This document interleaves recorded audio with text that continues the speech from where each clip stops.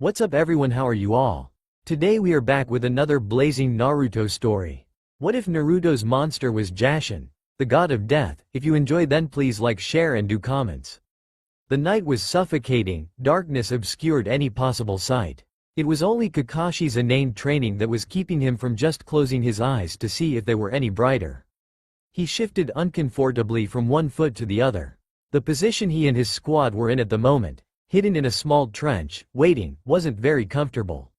Several of the shinobi with him were talking in low, hushed tones, ones that had fear etched in every syllable. So, my good friend Kurama actually was part of Squad 47, you know, the one that first made contact with this thing.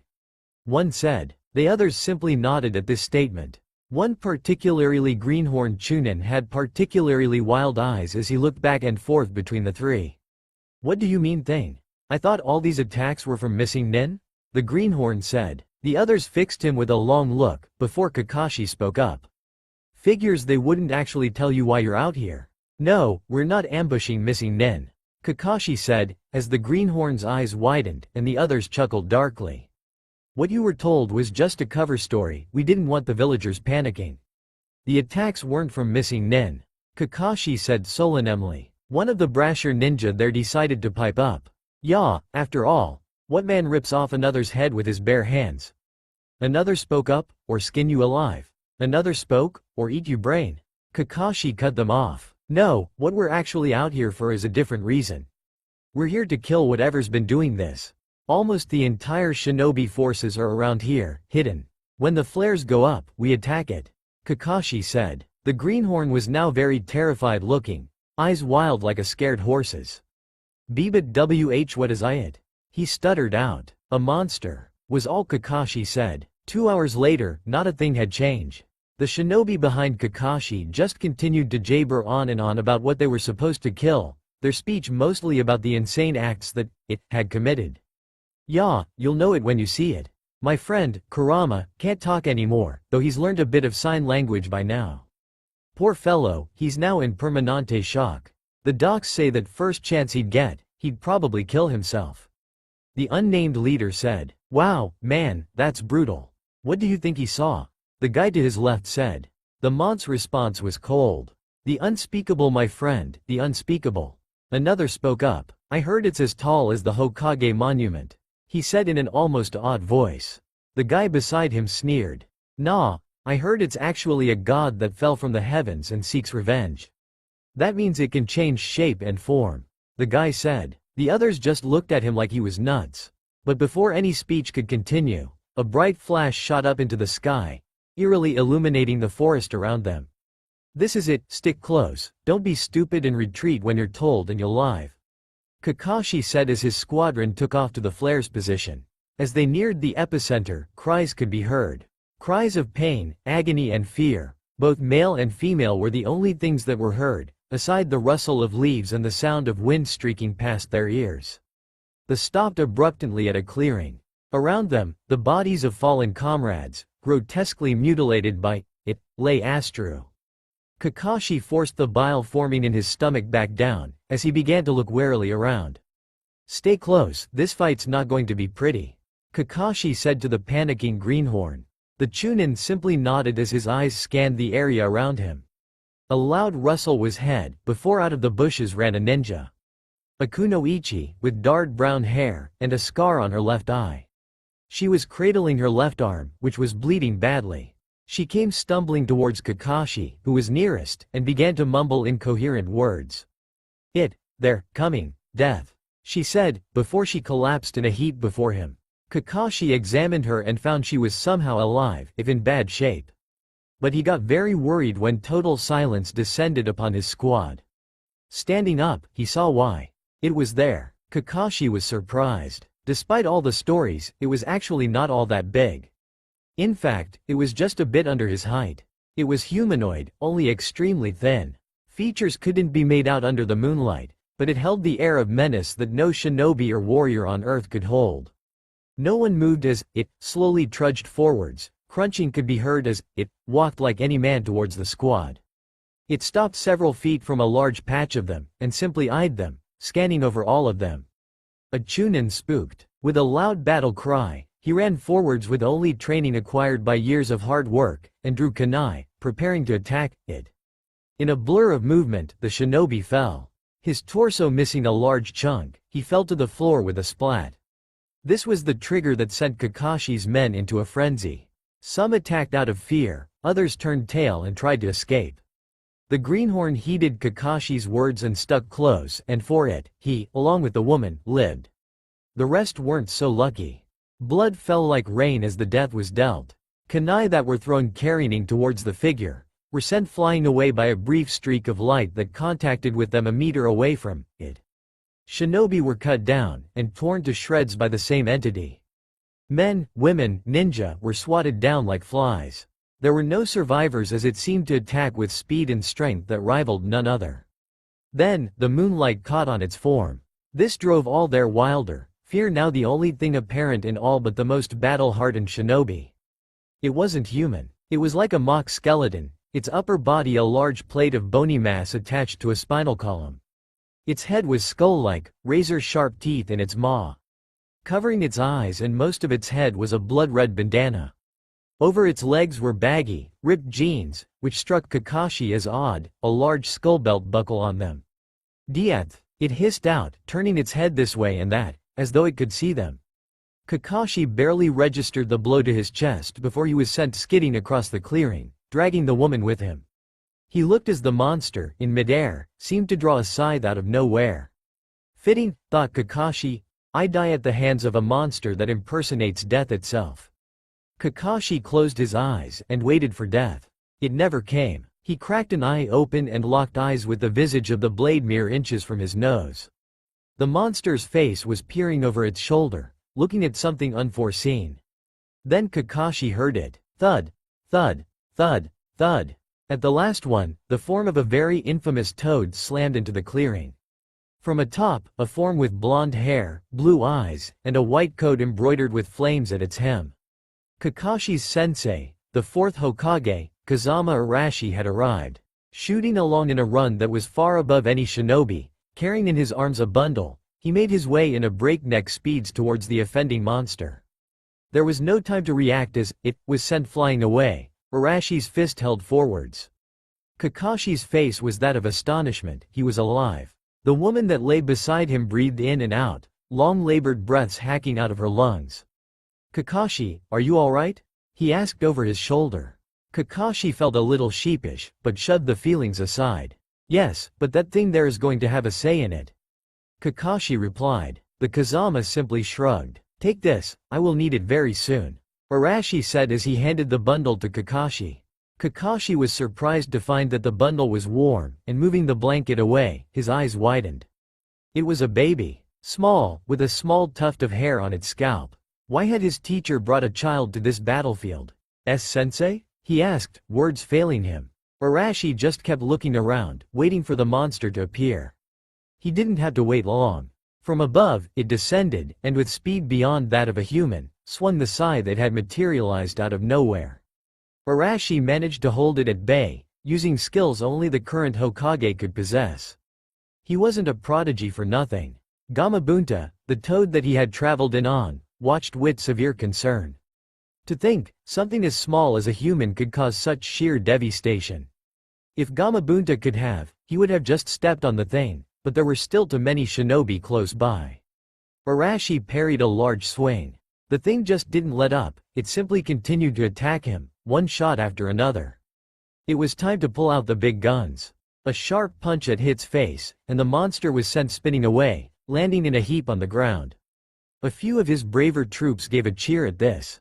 It growled violently. It was not amused. But it didn't register the explosive tag attached to its face until it was too late. The resounding boom that occurred caused Arashi's ears to ring for a few moments. Loud cheering resounded as more troops laughed in happiness. It was dead, or so they thought. From the smoking crater, the scythe shot out, spinning like a giant shuriken at breakneck speeds. Arashi stepped back to dodge, the blade coming inches from his nose. As the curved blade swung back like a boomerang towards the crater, a small trickle of blood rolled down the blonde's face. A charred, bony hand reached out quickly and caught the long handle of the blade. It stepped out of the smoke, most of its body burned black. Before all their eyes there, the body of it rejuvenated before them.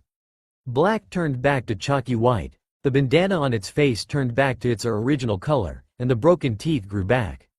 Within seconds, it was back to its full potential. It was totally silent as the rest of the living shinobi registered what had happened. The thing, this unstoppable killing machine, didn't die. It was immortal. Damn, Arashi thought. I guess I'll have it use it. He thought solemnly. Oi, Kakashi. He shouted over his shoulder. Kakashi looked up, not wanting to believe that something capable of such a massacre didn't die. Hi, he responded. Bring him over here, I need him now. Arashi said. Kakashi looked perplexed, but didn't argue. It still hadn't moved, but it was about to. It looked pissed, if there was any way to tell. Arashi looked down at the sleeping form in his arms. It was mesmerizing, the soft look the baby had in a blood-soaked battlefield like this was surreal. Handing the child back to Kakashi, he turned back to it. Kakashi, I have something to ask of you. Arashi said solemnly. Kakashi looked up from the sleeping child as it gave a horrendous screech. Promise me that you'll protect Naruto, Arashi said, indicating to the child. It ran at them at breakneck speeds, its scythe raised high, screeching loudly. Arashi began to go through a chain of hand seals. And one last thing. Arashi finished the final seal as it descended upon him. From his chest burst a massive gray hand, covered in seals. Make sure Jashin doesn't escape, was the last thing Arashi Kazama ever said. Sakura Haruno and Uchiha Sasuke were both considered fairly capable shinobi, and had both anticipated that the Chunin exam would be simple. A fight here, Sasuke would handle it, and some thinking there, Sakura was more than capable of handling it, and bam, they'd be Chunin in no time. They had thought that if something that neither of them could handle, their third teammate, Kokuzoku, could handle it. So it was quite the shocker when a comrade so close to them died in the bare hands of a grassnin not moments ago. It was harder to learn that he had been a spy, sent by the same nin to collect information on Sasuke for some unknown. The man that had killed Kokuzoku liked to gloat about things. The ensuing fight had been swift and very painful. Sasuke had managed to keep the disturbing human away from his far weaker teammate, but sadly, he was now at the Mont's mercy. Kukakuku. Sasuke-kun, I'm surprised at you. To think, you actually tried to defeat me. He hissed out. Sasuke cradled his now broken arm, crouched low, attempting to stop the pain. Who are you, you bastard? He shouted, his Sharingan eyes flaring in anger. The ninja just eyed him, before smirking. My name is Orochimaru. You Uchiha Sasuke will eventually come to seek me for power. The man reached up, and in a display of disgusting power, tore his own face off. Sasuke felt like retching, as underneath lay the pale face of a snake-like man. Orochimaru truly enjoyed the fear on his face as he stalked towards Sasuke. Sasuke just watched in fear as the snake man bent low to his ear and whispered in it, goosebumps shooting up Sasuke's back. After all, you wish to kill him, don't you? He whispered out as Sasuke's eyes widened. Now, Orochimaru trailed off as he locked eyes with Sasuke. Sasuke shivered uncontrollably. Stay away from him, you bastard. Sakura screeched as she shot forwards, kunai raised high. Orochimaru simply kicked her sharply in the stomach, causing her to keel over in pain. He chuckled at how weak she was, it was just sad. He turned back to Sasuke and ran through a quick set of hand seals. He shot his hand out and gripped the front of Sasuke's shirt, hard. He picked him up, and opened his maw, revealing twin razor-sharp fangs. But just as Orochimaru's teeth almost punctured Sasuke's neck, a loud thud was heard. Orochimaru turned around sharply, dropping Sasuke. He was surprised to find instead of some adversary in his way, there a bunch of black cloth, at the end, a tuft of blonde hair. Uchish. The form suddenly stood up violently, gripping its blonde head sharply. Stupid branches, all slippery, gonna crack my head open. The voice, high and slightly annoying, spoke up. Orochimaru raised an eyebrow at this. Apparently this person had fallen out of the tree, and was generally disgruntled by it. The short figure slowly stood, still holding his head as though it was made of priceless china. Orochimaru snickered, this nuisance would be dealt with shortly. With stealth at Sannin level, he opened his mouth, and out of it, sprang his tongue, inhumanly long and the end muscle sharp enough to pierce flesh. The flew towards its target, and Orochimaru almost laughed as the person didn't even move out of the way of the slithering mass of muscle. His want to laugh died as his tongue came within a few inches of the person. It was like a flash of glinting light streaked straight the offending oral muscle. In a movement not seen to the Sannin in years, his tongue was cleaved in two, one chunk flying away. Orochimaru's tongue retracted, and he covered his now bleeding mouth, glaring sharply at the offending person. The boy cracked his neck. "You know, it isn't polite to try to kill someone unless you know them," the blonde said. He turned around, and Orochimaru was shocked at his appearance. The boy was the classic blonde-haired, blue-eyed kid. That was the only visible part of him. His face was obscured by a mask of bandages and a tall collar. On his body, he wore a long black cloak, making him look dark and dangerous. He hefted up a scythe that had seemed to appear out of nowhere, one that looked far too large for a boy to lift. He placed it lazily on his shoulder, and then fixed the bleeding snake with a cold look. "Don't mess with me. I'm Uzumaki Naruto, and I'll kick you ass." Orochimaru was pissed. No, he was beyond pissed. He had passed pissed 2 hours ago on a bus to Saskatchewan, Canadian province EH. He clutched his tongue as the blood flowed down his chin, pooling down his chin. The blonde with the farming tool just eyed the man like he was some kind of joke. That simply fueled the fire of hatred towards the boy in the pit of Orochimaru's stomach, making the idea of castrating the boy with a butter knife seem that much more appealing. Naruto was done waiting. "Oi, you gonna fight, or run, you stupid snake?"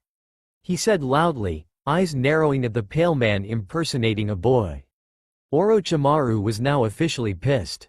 "You, little shit," Orochimaru said, flaring his killer intent. Sasuke found himself unable to move as the wave hit him head-on. The blonde didn't flinch. "Oh, yeah, so scary. Would you mind just running now and saving all that spooky killer intent for later?" Naruto said again, sarcasm coming to the surface.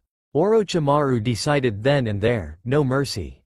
He had killed servants for far less, he wasn't taking this. Shoving his hand forcibly down his throat, he withdrew Kusanagi, dripping wet with saliva and slime. Naruto wasn't impressed. "Come on, I just want you to leave now," he said. Orochimaru grew a crazed look. "Die," was all he said before he threw his infamous blade at the boy. A quick handseal and the grass cutter, Kusanagi in English, multiplied to 20, firing straight for the kill. It was always fun for Orochimaru to play with his prey before they died, and Kusanagi was a favorite. They zoomed at super speed, cutting the air around them. They drew ever closer to the blonde, coming inches to him. That was as far as they got. Naruto stepped sharply down on the bark of the tree, causing a large wall to spring up and meet the flying swords head-on. The wood didn't stand up long, barely slowing down the poison-covered blades. Orochimaru smirked as the bark was turned to splinters fluttering in the wind. His smirk died however when the wood hit the large branch, revealing the blonde wasn't there. "Where'd he go?" Orochimaru thought. "Here's a hint," Naruto said in his ear. The Sannin's eyes widened slightly as a kunai's cold metal touched his neck. The blonde was standing lazily behind him, holding the knife as though it was nothing. Oddly, the scythe he had was now missing. The knife dug sharply into Orochimaru's neck, killing him instantly. Or his mud clone, that is. The mud pooled at Naruto's feet, dark and brown.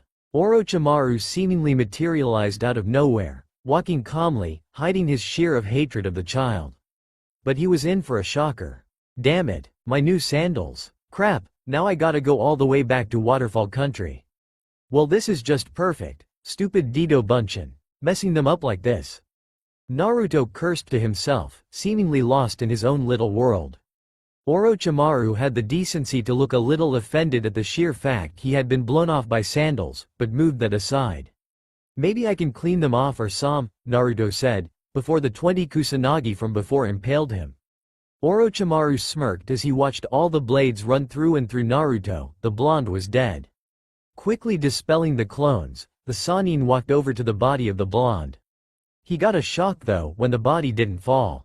Naruto just stood there, his eyes shadowed. Then, they looked up, and Orochimaru was creeped out. Naruto was smiling. Not a smirk, not a, haha, smile. No, it was a, You're gonna die a painful death and I'm gonna be happy about it the whole way, smile. Naruto reached to his stomach, where the true sword had shot through, gripped the handle, and ripped it out of his belly. There was no blood on it, it was as though the blade had never actually hit. Orochimaru wasn't prepared for that. His eyes widened, as he totally froze up. The child wasn't dead, an impossible feat, that was certain. In fact, Orochimaru could only remember one person with the same skill. He had almost no time to react as his very own sword swung by his head, splitting several hairs off his head. Orochimaru now was giving Naruto his full attention. The sword came around again too quickly, almost taking off his head. Now though, Orochimaru was getting a little worried. Time to step things up a bit. In his mind, he released on 7 gravity seals on his legs, increasing his speed exponentially. Naruto noticed the change immediately. The man that was now just trailing behind was now easily keeping up with his lightning swings. Time to get serious, Naruto thought. Orochimaru was surprised when the blonde jumped away. Kai Touyoujou. Thousand sickle death, Naruto said as he thrust his hand at Orochimaru. From his sleeve, sickles of all kinds shot forth at extreme speeds. Orochimaru had to dodge sharply as the blades came close to cutting him down.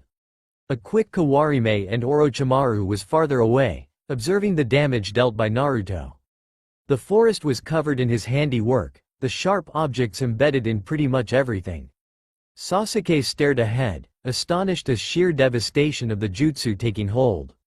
Sakura was speechless, but Naruto wasn't done yet. Come out, bastard, he said mockingly. Orochimaru thought he might actually do that, but then thought against it. The blonde was exhibiting extreme potential, and if he was right, he was a greater host than Sasuke could ever be. It was time to test this boy. Orochimaru quickly made a clone, and sent it out. The clone landed on the branch, and turned to Naruto. The boy just eyed it with no true interest at all really. What do you think you're doing, trying to pass off a shoddy clone like that? Naruto said out loud. Orochimaru smirked. He had purposely made a clone that was shoddy, hoping the blonde would point it out. His suspicions were becoming more and more correct. Jumping down, he landed on the branch with a thunk. Naruto just looked at him like he was an idiot. Kukakuku, so you saw through it. Such a shame I had to kill you now. Orochimaru said as he released the second set of weights on his gravity seals. Orochimaru was now almost twice as fast. The man blurred away from his position, and Naruto didn't even blink before he was sent hurtling backwards, an indent of a fist in his face. He rolled away before coming to a stop, laying on his chest. In Orochimaru's hand was his trusty sword, which Orochimaru stuffed down his throat again. Orochimaru wasn't surprised. The boy was not invincible, he could be knocked out. Reaching behind, Orochimaru grabbed a kunai and took it out, advancing towards his prey. He raised his arm high, and Sakura screamed as he swung the kunai down on Naruto. Naruto's hand shot up and caught his wrist. Orochimaru's eyes widened as Naruto stepped onto one knee, almost kneeling, while still holding his wrist. Naruto's face was not visible under the mop of spiky hair he had. Naruto's breathing was haggard, coming out labored. As Naruto raised his head, Orochimaru got a good look at his face. His eyes had violently changed. Red seemed to flow from the left side of each eye, his irises turning white. As the man watched, mesmerized, the red slowly bled into white, his irises changing back to their original state. Orochimaru got back in touch with reality as a fist slammed into his exposed ribcage. He was sent flying away, winded, as Naruto lowered his hand. Orochimaru stood up, he found himself slightly winded. He personally despised the chakra restrictors he was wearing, but they were necessary to keep his profile low. If it had been any other day, he would have crushed the boy. Naruto breathing had calmed down to normal. He stood tall now, what had happened between him and Orochimaru unseen between Sasuke and Sakura. Angles rock like that. Fine bastard, you don't want to leave, K. You asked for it, Naruto shouted, Bifro raising his right hand. From it, a tiny black ball formed. This ball stretched into a pole, and from one end, a long, thick blade made for slicing sprang out. Orochimaru decided to move, but found himself unable to for some odd reason. His arms had become stiff, his legs unmoving. Naruto swung the blade behind him, shifting his body into a crouch. He hunched his back, ready to spring. Then he did the unexpected. He tossed the long weapon into the air, and began to run through a long chain of hand seals. As the scythe descended, Naruto shouted the name of the technique. Yuuenkatattoyokoana. Grand Cutting Tunnel, Naruto shouted. He caught the scythe and swung it behind again. Then he disappeared. For 1 second, all that could be heard was silence. Then the jutsu kicked in. It was chaotic. 1 second, everything was fine. The next, it was like being in a typhoon. A typhoon with swords. Leaves, trunks, wood and the occasionally unlucky bug were cut to ribbons. Wind wiped Sakura's hair, as they covered their faces. Small cuts seemed to appear on them almost like magic. Orochimaru was hit the worst though. He was at the epicenter as he was hit by the spinning cyclone of death and destruction. His skin was bleeding badly, his clothes in tatters. He raised his arms to protect his face, though it was futile. One final hit, directly in his stomach, and Orochimaru's now bloodied mass was sent hurtling into the tree trunk, almost being sent straight through it. The man slid down in a heap, a snarl on his lips. Naruto materialized back to where he had been standing before, and collapsed onto one knee, breathing heavily. He himself was covered in slashes, though no blood flowed from his wounds. Sakura slowly stood up, Sasuke remained sitting. In his chest, a flame of jealousy was lit, too small to notice.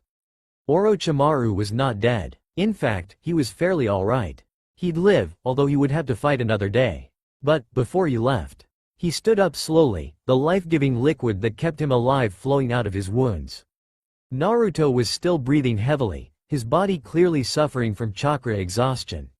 Orochimaru took his chance. His head shot forwards, and clasped sharply onto Sasuke's neck. Sakura screamed in fright at this maneuver, although Sasuke screamed louder when the seal took effect. Clasping his shoulder as Orochimaru's head retracted, Sasuke collapsed on the ground, holding his shoulder defensively. Sakura was at his side, fightfully examining the wound. It didn't look too bad, though a mark appeared on Sasuke's neck, one that resembled the 3 tomos of a Sharingan. Orochimaru lifted his battered arms and ran through a quick handseal. He slowly stepped back into the broken tree trunk, merging with it. As he left, a threat and a promise was proclaimed by him. Sasuke, you will seek me out for more power, and you boy, I shall have your head. He said threateningly. Under Naruto's breath, he retorted. Bring it, snake breath. Naruto said to himself as he stood up. His scythe seemed to turn into a dark smoke, before flowing up his sleeve. Naruto walked over to Sakura. He picked a classic icebreaker. So, hi, I'm Naruto. He said. 2 hours later, the two of them sat in a tree hollow. It was large, surprisingly dry, and was comfortable enough to take care of Sasuke. Sakura applied another damp cloth she had brought to that damned forest for one reason or another. It had been a good call. Naruto was sitting across from her, lazing about. He didn't look too interested in his surroundings, although Sakura noted that every few minutes his eyes would scan the surroundings. He was keeping watch. Kokuzoku had been fairly good at doing that as well. The thought of her old teammate kind of downed her thoughts. He had been a comrade. He had fought with them in Wave. He had nagged her a few times for a date, and sure he was annoying. But darn it, he was a friend. She couldn't believe that someone so close to her could be a spy that only wanted information.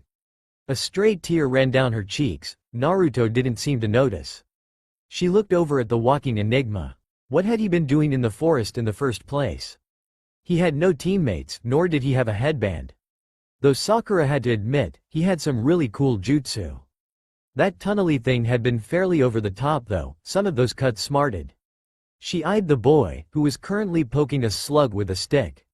He was interesting, he sure was. He could have passed himself off for cool badass, had he not had the personality of a loud-mouthed idiot. His abilities themselves were deathly, and seemed to revolve around the same theme. It wasn't uncommon for shinobi to do that. Copycat Kakashi and Jiraiya the Toad Sannin were prime examples. Though a death theme was rare, shinobi tried to avoid that theme for good reasons. It made them stick out too much. Deciding to end the silence, she tried to have a conversation to pass the time till she had to change Sasuke's wet cloth. So, Naruto, what are you doing in Konoha? She asked. The blonde jumped at her voice, before turning around in alarm. He calmed down for a second before shrugging and sitting down. On the slug. After a quick clean-up, Naruto sat back down, only this time, not on a slug. Actually, I'm a little lost. Do you know where Lightning Country is? He asked sheepishly. Sakura face-faulted hard on the ground. Lightning Country was not hard to find, it was in the exact opposite direction Naruto had been traveling. I have a map if you want, she said. Naruto seemed incredulous before nodding. She reached into her pack and removed a scroll, and handed it to him. It turned out it was a map of the continent. Oh, so South doesn't start with N. Naruto said out loud like it wasn't the most obvious thing in the world. Sakura had the decency to deck him for that one. With a large bump on his head, Naruto also had some decency. To look scared as hell of the pink-haired girl. His eyes were wide as he tried his best to stem the swelling. Sakura had managed to calm down. Okay then, why do you want to go there? She asked pryingly. Naruto simply smiled under the bandages. Why not? He said, shrugging. Sakura raised an eyebrow at that comment, though she let it slide. Okay, one more question, what's with the scythe you have? She asked. Naruto grew serious at that comment. What's wrong with it? He asked, Sakura becoming alarmed. No, that's not it. It's just a really interesting weapon is all. She had managed to save herself with that one. Naruto seemed to glow with pride at her comment. It is, isn't it? Here. He reached behind his back and seemed to pull the scythe out of a holster on his back, despite its blade being far too large to fit into any kind of sheath. He handed it over to Sakura, who found it surprisingly light. It was heavy, that was for sure, although not as heavy as something of that size should have been. She found it flexible, and the blade sharp, made for slicing. The amazing thing was it was inscribed. On the blade, in small kanji, it said, Kire Hucho, Chop Chop Cleaver, at least I hope it is. Sakura examined the simple cutting machine, taking in its simple design. The simple blade was attached to a long black pole, a metal ring at the top to attach it. Though Sakura could kind of tell that something was not right about this thing. She handed it back to its owner, Naruto. Naruto simply smiled, before he had the scythe turn into smoke again and flow up his sleeve. Sakura's eyes widened, that wasn't something you expected a scythe to do. The silence was almost deafening as Sakura placed another cloth onto Sasuke's burning forehead. His condition was getting worse, he could die soon if she didn't figure out what his ailment was. If things continued like this, Sasuke would die. Naruto stood up, I'll go find some firewood, you keep an eye on him. Naruto said. Unbeknownst to him, 3 pairs of eyes watched them closely. What the hell happened here? Naruto said out loud as he trudged back to the clearing, several wood logs in his arms. He had walked back not too long ago, and come to a rather smashing scene. Sasuke was up, and looking fairly agitated. Sakura was far worse, covered in some light bruises, cuts, and her hair was horribly shaved off, leaving it lopsided.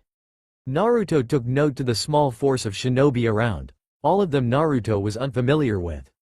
One of them, a boy in green spandex with a bowl cut and huge eyebrows, was being shook awake by a girl in classic Chinese clothes, her hair in buns. He seemed to bounce back, proclaiming loud nonsense into the air. There was another pack of them by a bush, a blonde like him wearing purple, a husky kid, cause saying fat is rude unless said person is a jerk about it, with swirls on his cheeks, and a lazy-looking guy with a pineapple haircut. Some guy with white pupils and long hair landed beside the girl that had been shaking eyebrows. The guy looked like an arrogant prick. Said boy walked up to Bullcut, who was currently apologizing to Sakura about something. Lee, you idiot. We told you to meet us by the tree half an hour ago, and yet you almost get yourself killed. White Eye said. Gomen Neisai, Neji-kun, but I needed to protect Sakura-san. Lee said. Naruto raised an eyebrow, his persona still not noticed. So, the spandex-wearing kid was named Lee, and the prick Neji. That left out the girl with the buns, and the second team. Neji suddenly twitched. You over there, you can't hide from me. Neji proclaimed loudly, pointing at Naruto. Naruto's sweat dropped. I wasn't hiding, was all he had to reply with, making Neji flush in anger, and Buns to snicker. Well then, who are you? Neji tried to recover. Naruto just shrugged before trotting forwards and setting down the firewood by Sakura.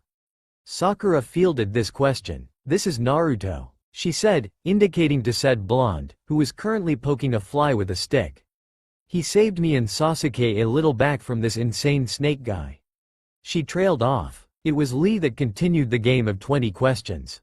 "Nay, Sakura-san, but where is Kokuzoku?" Lee asked innocently. Sakura and Sasuke, who had just leaned against the tree, stiffened. He's dead," Sakura said sadly. Everyone there grew sober, save Naruto, who didn't seem all that shocked. The blonde-haired girl ran up and hugged Sakura. Sakura's eyes widened, before they seemed to relax, and then she burst into silent tears in the girl's arms. Sasuke scowled. He didn't need to be comforted by someone to deal with a friend's death, he had dealt with worse. Sakura broke the hug she had with the girl, and smiled. "Thanks Ino," she said. The blonde Ino just smiled. Any other day an Ino would have told Sakura to take a hike, but at the moment, rivalries were put aside for mourning. Naruto again seemed indifferent to this. He just continued to poke stuff. Sasuke's eyes traveled over the boy as his back was turned from him. Jealousy flared slightly in him, though he didn't recognize the emotion, he had never felt it before. The skills he had shown were above his own, and he had defeated someone that he couldn't have. This wouldn't do at all. With a simple goodbye, the other teams left. With a canopy of trees hanging above, the firewood forgotten, they started the trek to wherever. With some luck, Sasuke, Sakura and Naruto made it through the forest. It was by sheer luck that they ended up walking in on some really sucky rain nin, and ended up getting the second scroll they needed. Well, Sakura and Sasuke anyways, Naruto was just there because he had nothing better to do. The fortress loomed over the horizon, and as they neared, Naruto came to an abrupt stop. Sakura and Sasuke raised eyebrows at this. "What is it?" Sasuke asked shortly. Naruto just shrugged. "You guys are fine without me right now, I had to go somewhere," Naruto said simply. Sakura's eyes widened, while Sasuke didn't seem that much affected. "Head to the tower, I have to go," Naruto said as he took off. Sakura waved goodbye, Sasuke giving a slight wave as he turned back to their current goal. 20 minutes later, they were at the tower. Heading into the door, they came to a fairly large room with pillars, a bulletin board on the far wall with something tacked into it. On it, there read a poem that Sasuke easily solved. Opening the scrolls, they set them on the ground. After a few seconds, nothing happened. Then a small pop was heard, before smoke billowed forth from the skulls. From the mass of smoke stepped out Kakashi. "Yo, where's Kokuzoku?" he asked, eyebrows up. Sakura sighed. "He's dead." She let the words sink in. Kakashi became sober at this, looking down. "That is unfortunate. Although news has already reached us that he was a spy," Kakashi said. Sakura nodded. Sasuke simply flipped his hair, like the emo he is. "So, did anything else happen?" Kakashi asked, trying to get off the subject of death and betrayal. To some, he was taking it too easily, but Anbu were given special training to suppress emotion, and Kakashi had already lost a lot. He was just used to it. "Yeah, we met this weird ninja," Sakura said. Kakashi raised an eyebrow. "You'll have to be more specific, there are a lot of weird ninja out there," Kakashi said simply. Sakura sighed. "Darn it, what was his name? It's on the tip of my tongue, almost like some author somewhere is trying to stop me from remembering because he or she wishes to build tension to captivate their audience." The magnificent it snickers. Like a light bulb, Sakura's head shot up. "Oh yeah, Naruto," she said out loud. Kakashi blanched. His eyes were wide, his mouth open, held up by his mask. "Tth, that's not possible," he said out loud. Sakura and Sasuke just gave him an odd look, before indicating to elaborate. "How so?" Sakura asked. Kakashi was sober again. "The reason is simple, Uzumaki Naruto can't be here because he's been missing for 12 years, Kakashi said in a hushed tone. Sakura watched the match below, her mind on other things. Down below, Shikamaru, or Pineapple Kid if you're wondering, was fighting one of the girls that had attacked her in the forest. Kin something. Her mind was not really there up on the balcony, watching the fight below. She wasn't there when Kin tried to turn Shikamaru into a pincushion, she wasn't there when he in turn bashed Kin's head into a wall with a well-placed shadow bind. Where her mind was on the enigmatic blonde Naruto. It was just shocking really. Someone that has been missing for 12 years suddenly up and appears in Konoha with no real reason at all. It didn't make sense. Why had Naruto all of a sudden been so keen on staying away from them once they had been close to the tower? Had he not wanted to be caught? Why not? To many questions. Her head still hurt from that shot that Ino had gotten in on her face during the exams. It throbbed quite badly. Beside her, the girl Hinata watched the ensuing fight between a boy from the mist being trounced by her teammate, Kiba. Truthfully, Hinata scared her. She was considered an ice queen, very part right here, and for good reasons. While she may look meek if you simply looked at her, she would change that in a second with her attitude. The only person that measured anywhere near her coldness was Neji, and his ass had a 12-foot pole shoved up it. That parka she wore, and the bowl-cut hair really mislead people. She looked disdainfully down at the match as Kiba decked his opponent to the floor. Kiba, her teammate, was a brash guy, one that also wore a parka and fought with his dog, Akamaru. She as a person was not truly satisfied with Kiba's performance from the looks of it. She was scowling dangerously. As Kiba ran up the steps, he was greeted by said teammate, along with their other member, Shino. He walked up, smiling like an idiot at the victory. "Awesome, did you guys see that? That was easy," Kiba shouted, not unlike a certain blonde. Hinata shot him down. "What are you talking about? You simply dragged out an unnecessary fight. All you did was slow down the inevitable. You will probably lose next round. You should hope that you don't face me in the next. I'll crush you," Hinata said snidely, walking off. Kiba seemed depressed now, his very soul sucked out. Shino sighed silently. Sometimes, Hinata was too cruel. She was tolerable sometimes, but really, there was a point when he felt like simply quitting his own team. She could be quite the royal bitch sometimes. Sakura watched all this transcend, and frankly, she was glad that all she had to deal with was Sasuke when he was in one of his stoic moods. At least he was quiet. Her mind turned back towards the enigmatic blonde. Kakashi walked hurriedly down the hallway leading to the Hokage's office. His eye was trained straight forwards, his back slightly hunched. He slowly leaked out a small amount of killer intent. It was quite plain that Kakashi was not in the mood for fun. Walking up to the door of Sarutobi, the current fire shadow, Kakashi was suddenly stopped by a shrill voice. "I'm sorry to say, sir, but you had to have an appointment to speak with Hokage-sama, and I'm afraid that he is currently busy," a stereotypical receptionist said. Kakashi just fixed her with a stare loaded with killer intent, making her sweat slightly. But I think that IC can buzz you in," she said nervously. Kakashi just nodded. The woman pressed a button on her desk. The door was now openable. Kakashi stepped into the spacious office. The door snapped shut as Kakashi strolled in. He was greeted by an elderly man, old with liver spots, sitting behind a large desk, speaking to another man, who was wearing a blue version of the Hokage robes. The cage, esteemed leader of the Hidden Sand. "Kakashi, what is it that is more important than the exam plans?"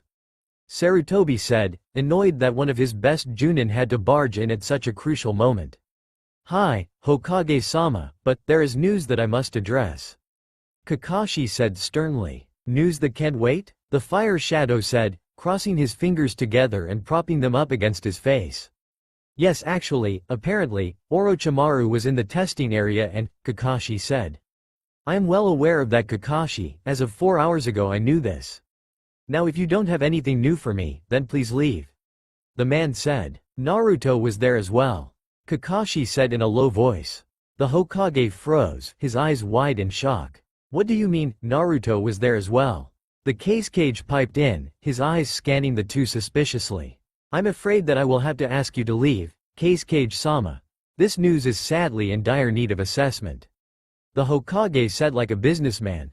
The Yondaime Cage looked a little miffed that he was being kicked out, but consented. He'd wring the information out of the old fool later. As the door snapped shut, the old man turned back to Kakashi. "Are you sure it was him?" he said. "Absolutely, there is only one person on earth with a name as odd as that, not to mention my students described his appearance. It's definitely him," Kakashi said. The Hokage gave a long sigh, closing his eyes. "This is an unforeseen surprise. Do you think he is still in the village?" the man asked. I doubt it. Sakura mentioned he was headed for Lightning Country. He said. The Hokage visually paled. Lightning Country? This is bad. If Naruto or his history is discovered, the Raikage will take full advantage of the opportunity to acquire someone with power like he has. We need to find him. It is dire that Jashin doesn't fall into enemy hands.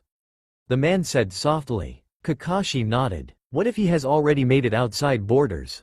He asked. Then we will take drastic action. We'll send out the hunter nin to take him down. Better there's no weapon than a weapon in the hands of the enemy. The old man said gravely. Kakashi looked a little shaken. Isn't that a little harsh? He asked. In dire times like this, with Orochimaru looming, we can't afford to have strong enemies. We must no let the Fourth's legacy become the very thing of our destruction. The ever-aging man said in a sober voice. Hi, Hokage-sama, Kakashi said, before disappearing in a puff of smoke. On the outside of the door, the cage stopped eavesdropping. This weapon, Naruto, sounded very interesting. Perhaps he would be a good something to test Gaara on. With this thought in mind, he turned and set out to find any information on Naruto. Far away, Naruto sat in the one place that none, not a single shinobi would have ever suspected him to be. He wasn't in some secret hideout. He wasn't in a small hole somewhere. He wasn't running at top speeds through a tree canopy, hoping against hope that the hunter nen didn't catch up to him. Oi, old man, another bowl. He was in the very heart of Konoha village, enjoying a large bowl of ramen. The Anbu to this day still hadn't figured out how he escaped their grasp as they searched high and low through the entire forest surrounding Konoha. Old man Tucci was the forementioned old man, who was amazed at the sheer amount of ramen that was being packed down by the strange black-wearing blonde in front of him. Beside the boy, leaning on the counter was a massive scythe, one that was fairly plain, aside from its size. What was really perplexing for the man though was the lakes of ramen the boy was eating. Tucci placed another bowl in front of the boy, who quicker than the man could see, scarfed the stuff down. 1 second there was ramen in the bowl, the next it was empty. Naruto was in pure bliss. It had been far too long since he had eaten, and this dish he had just stumbled on was delectable. It was better than those pickled seal eyes he had eaten in Snow Country, and those were awesome. This soup thing, ramen, was definitely on his list of best food ever conceived. Beside him, a flap was heard as a chunin by the name of Amino Iruka stepped in. He was surprised to find a boy sitting in his usual spot, one that was inhaling bowl after bowl of ramen. The large stack beside him suggested that the boy had been there for a while, and from the rate he continued to eat, he was going to be there for a lot longer. Half an hour later, and Iruka's eyebrow was twitching slightly as he continued to watch the small child eat still more ramen. He was at 67 bowls, each bowl holding about 2.5 L of ramen. That meant that Naruto had eaten about 167.5 L of ramen in the course of an hour. And he was still going strong. Suddenly, Naruto stopped and quivered slightly, totally motionless. Tucci had seen this before. This was the part when the impossible amount of ramen eaten shot back up through the person's throat hole, a method commonly called barfing. Naruto twitched, before his cheeks expanded, his face turned red and he clutched his stomach. B b b b b burr r r r r r r r r r r r r r r r p p p p p p p p p p p p was heard throughout the entire village as Naruto let loose a colossal belch on that shook the very village, causing many to go into a panic. Iruka and Tucci, along with his daughter Ayami and random pedestrian number 7 were all slightly deaf from the noise as Naruto sighed loudly satisfaction. His eyes fell on the odd looks he was getting, especially from Iruka. "Oh, sorry, excuse me," he said, apologizing for the belch. Massive sweat drops all around. Iruka had to get to know this kid. He was by far the most interesting thing to happen to him since yesterday, when some kid detonated a smoke bomb in his pants. "So, are you a ninja?" Iruka used the classic icebreaker. Naruto turned to him slowly, fixing him with a calculative eye. He seemed to nod to himself before answering. "I have no idea," he said, making Iruka faceplant. "What do you mean you have no idea?" he shouted, making a woman and her child passing by run away frightened. Naruto just shrugged. "Well, on the one hand, I am capable of using jutsu, and I also am well acquainted with several killing styles. But on the other hand I don't belong to a village, Not do I have an identification headband all ninja have. So I'm kinda tied, got the skills, don't have the papers. Naruto said, explaining his answer. Iruka just stared at the blonde like he had grown an extra head. Alrighty then. Guess that answers my question. So why are you here anyways? Going to join the village? Iruka asked as Naruto dug into his bowl of ramen. Naruto just gave him a look. Not in this lifetime, was all he said, leaving it at that. Iruka wasn't satisfied. Why's that? Is there something wrong with being part of a village? He asked. Naruto didn't look at him, but his eyes darkened. I've had bad trouble with loyalties. Naruto said, leaving it hanging. Iruka just raised an eyebrow. This kid was like an emotional freight train, 1 minute a happy idiot, another a philosopher, and the next, he was some dark, depressed emo. He was an odd one, this Naruto. A clunk was heard as Naruto dug back into his ramen, this time slower. Iruka was surprised to find that when Naruto ate, he didn't remove the mask he was wearing. Instead, he simply opened his mouth, and a patch of bandages opened like a second layer of skin, one that Naruto could slip the noodles through. It was interesting. On closer inspection, Naruto also appeared to tighten his lips, covering his teeth. Even more interesting, you eat oddly, did you know that? Iruka said. Naruto just eyed him, before shrugging. So, you look odd, you don't see me saying anything about it. Naruto said curtly. Iruka bristled at that comment. I was just pointing something out. Iruka said, a large frown appearing on his features. It is considered impolite to point things out that are different about people, is it not? Naruto asked. Iruka sighed loudly. I'm sorry, it just was something I thought I should point out. He said simply. Let's start over. I'm Iruka, he said, shoving his hand forwards. Naruto just looked at it, before hesitantly grasping it. Fine, I'm Naruto. The shook on it, the old man looking at them as though they were crazy. The door to the Uchiha household opened slowly as Sasuke gently stepped into the long abandoned hallways of his home. Thin moonbeams shone through the windows, making the scenery glow slightly around him. Anyone else would have panicked, but Sasuke was fairly used to it. Kicking his shoes off, Sasuke sat his bag on the table of his living room as he flipped a light on. The dark shadows dancing on the walls instantly disappeared as the much brighter light chased them away. Walking over to the fridge, Sasuke grabbed a small can of pop, before sitting himself down on the couch. He didn't open the can, simply setting it on the table. His mind was far elsewhere. The battle in the forest was fresh in his mind, thanks to his Sharingan being activated the whole time. Orochimaru cackling as he slowly sauntered over to where Sasuke kneeled. The loud thunk as Naruto smacked into the tree trunk. Orochimaru's ear-splitting shrieks as the spinning whirlwind that was Naruto slammed into his torso. It wasn't fair. He was the Uchiha. He was the one that needed to avenge his clan. He was the one that needed that power to crush Itachi, not some blonde idiot that fell out of trees. What had that boy done to deserve such strength, when it was him that had suffered so? Wrenching pain racked Sasuke's body as he keeled forwards, clutching his shoulder. He slowly swiveled his eyes as he looked at his hand, the hand that was now covered in black flame tattoo-like bruises. The seal was active. That was another thing. This thrill that had him when the seal was active, how was it bad? Kakashi insisted that he seal it, yet now that he had, Sasuke couldn't use anything, from his Sharingan to his best jutsu anywhere nearly as well as he did under the seal's influence. It was maddening. The tattoos slowly receded as Sasuke got off the topic of his little failures. There were other things to think about, like how he could improve himself. Well, for one thing, he was much too slow in the battle. So, get some weights. His hits had been too weak. So, start punching the posts more, maybe get a sparring partner. And his jutsu had not been up to par. Maybe he could ask Kakashi for some pointers. The man did after all have over 1,000 jutsu. Maybe he would have one as destructive as the move Naruto had used, the one that started with. Then it hit Sasuke like a freight train. He had watched the whole fight, the entire fight with his Sharingan activated. That meant he had copied the seals to Naruto's jutsu. Sasuke couldn't believe he hadn't realized it before. This meant he could preform the jutsu. This was good, really good. Disregarding his still untouched can of soda, he dashed outside to his more private training ground. Sasuke didn't mind the dim light. He was far too distracted to see if perhaps he could preform this jutsu. Standing in one of the more open areas of the training field he had inherited after his parents' untimely deaths, Sasuke activated his Sharingan.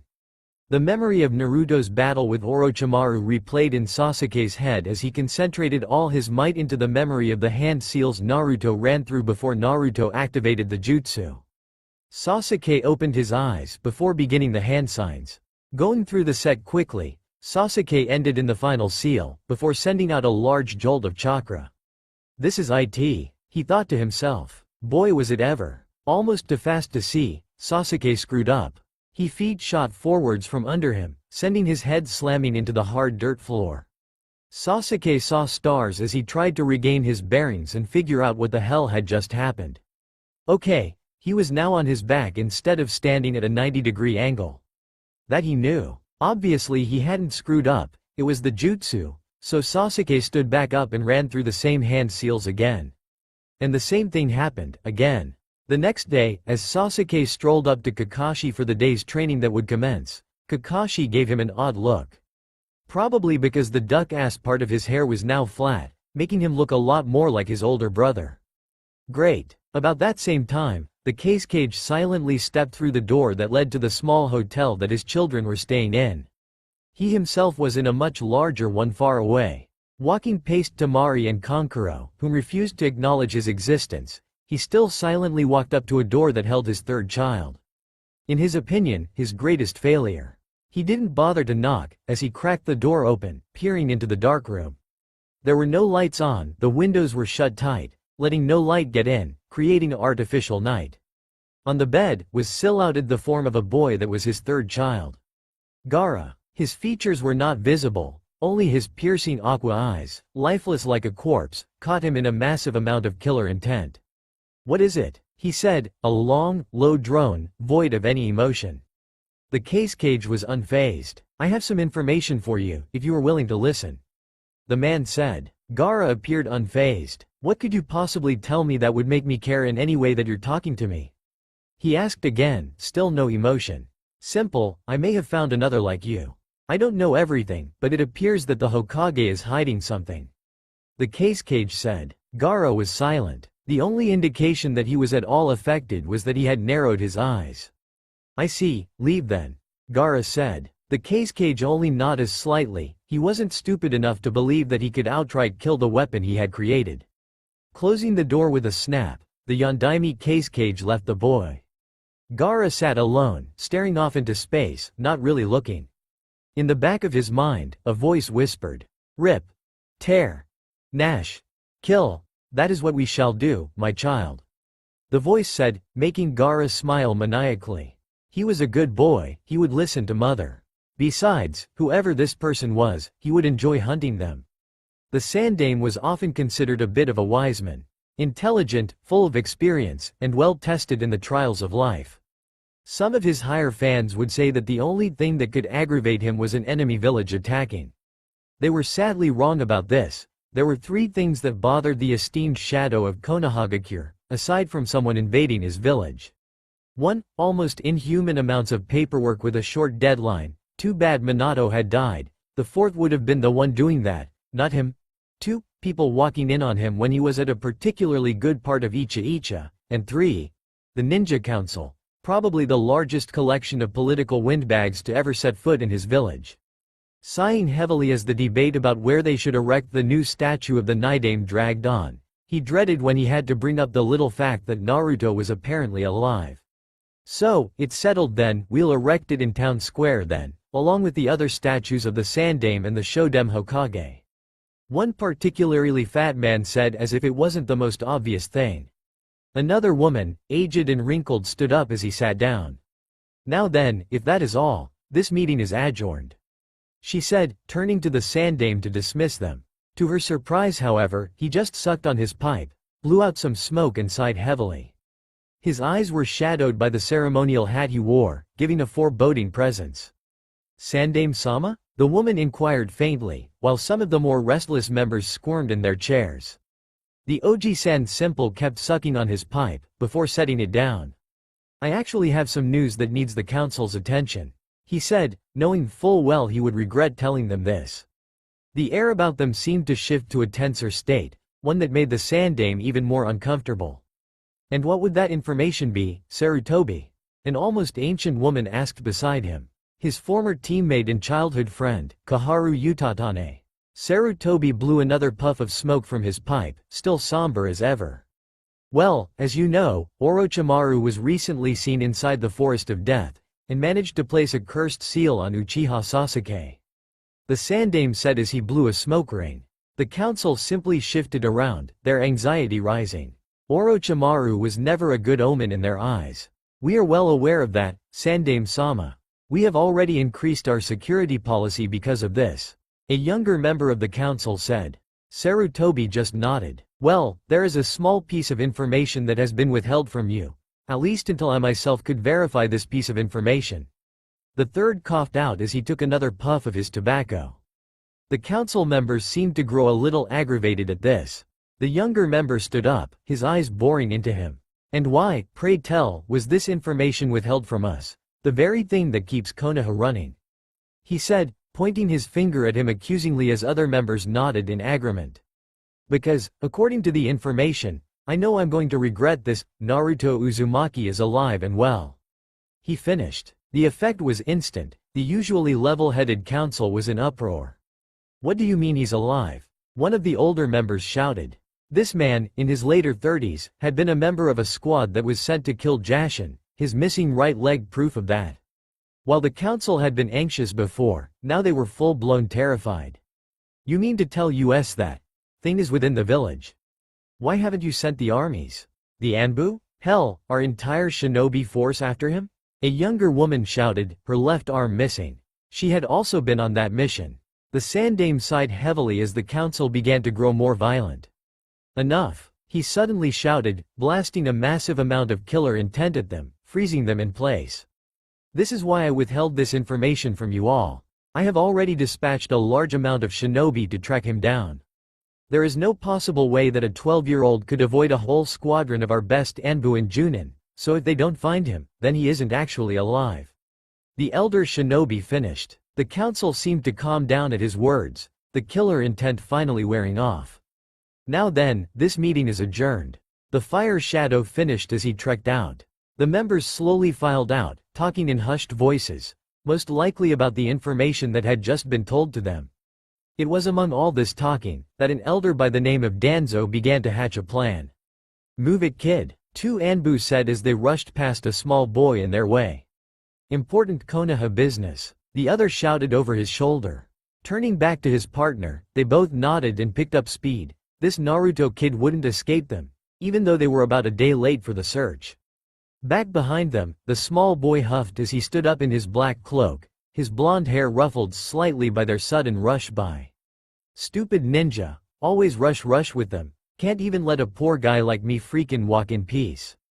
He muttered under his breath as he opened his mouth and sucked down another stick of dango. Where to next? Naruto thought to himself as he sat down on the curb and sucked down another stick. Reaching into his pocket, he pulled out a small folding map he had gotten from a booth at the gates. I've been pretty much everywhere except the Hokage Monument, the hot springs and the red light district. He hummed to himself. I could go to the monument first, although the view doesn't look all that good. Maybe the red light district? Nah, no fun there, only lots of giggling women that put out too much. Not my type, he said to himself as a couple walking by gave him an odd look. So that leaves the hot spring then. His mind made up, he finished the last bunch of dango sticks and set off. However, he found his way blocked by a pair of soft, squishy things attached to something. 5 minutes earlier, Mitarashi Anko had few pleasures in life. All she had were her good looks, which she gladly exploited, her love of killing things and, of course, her absolute obsession of dango. In fact, it was probably this love of dango that had kept what little sanity she had in working order. So, she found it quite odd, when at about noon or so, she walked into one of her more preferred dango shops and asked for her usual, when the clerk simply said, "No." "What do you mean, no?" Anko said in a dangerous tone. "Well miss, I'm sorry to say, but we are all out of dango." The clerk, a young woman by the name of Yuri, who Anko sometimes had conversations with said sheepishly.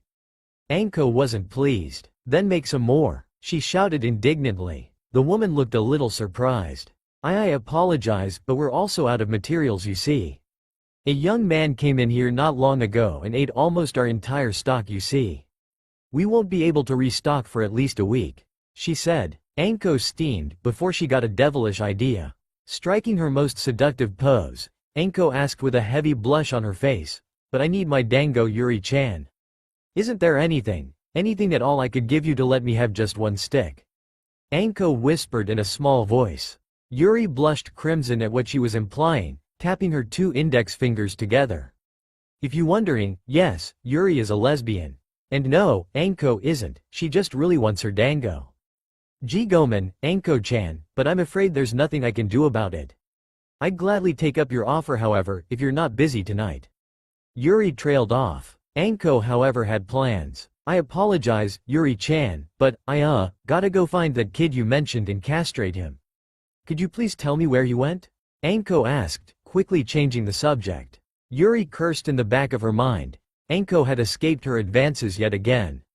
Hi, he went down to the Nobunaga district. Yuri said. He mentioned he might stop by either the monument, the hot spring, or the red light district.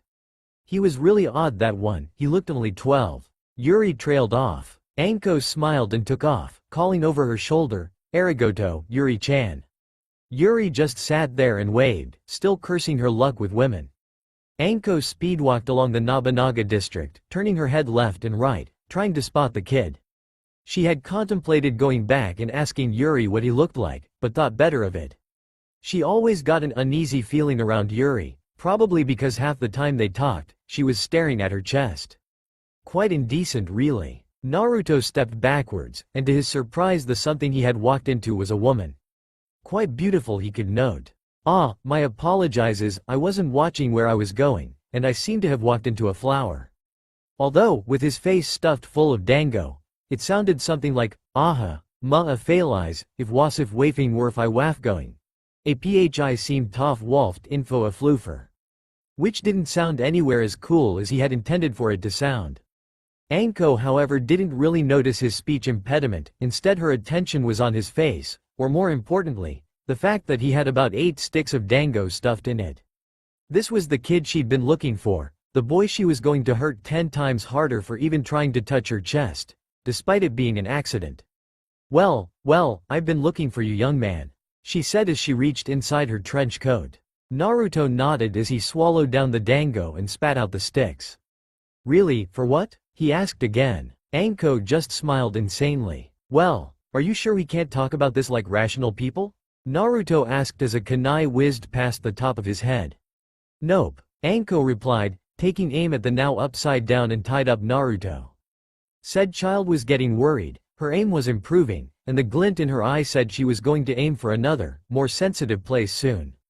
Another kunai shot by, this one shaving a few hairs on his head. Anko was enjoying her revenge on this kid. Though frankly the way he was reacting, it wasn't as fun as she had hoped. He could have at least screamed every time she cut close to him, or showed at least an ounce of fear. But no, nothing at all.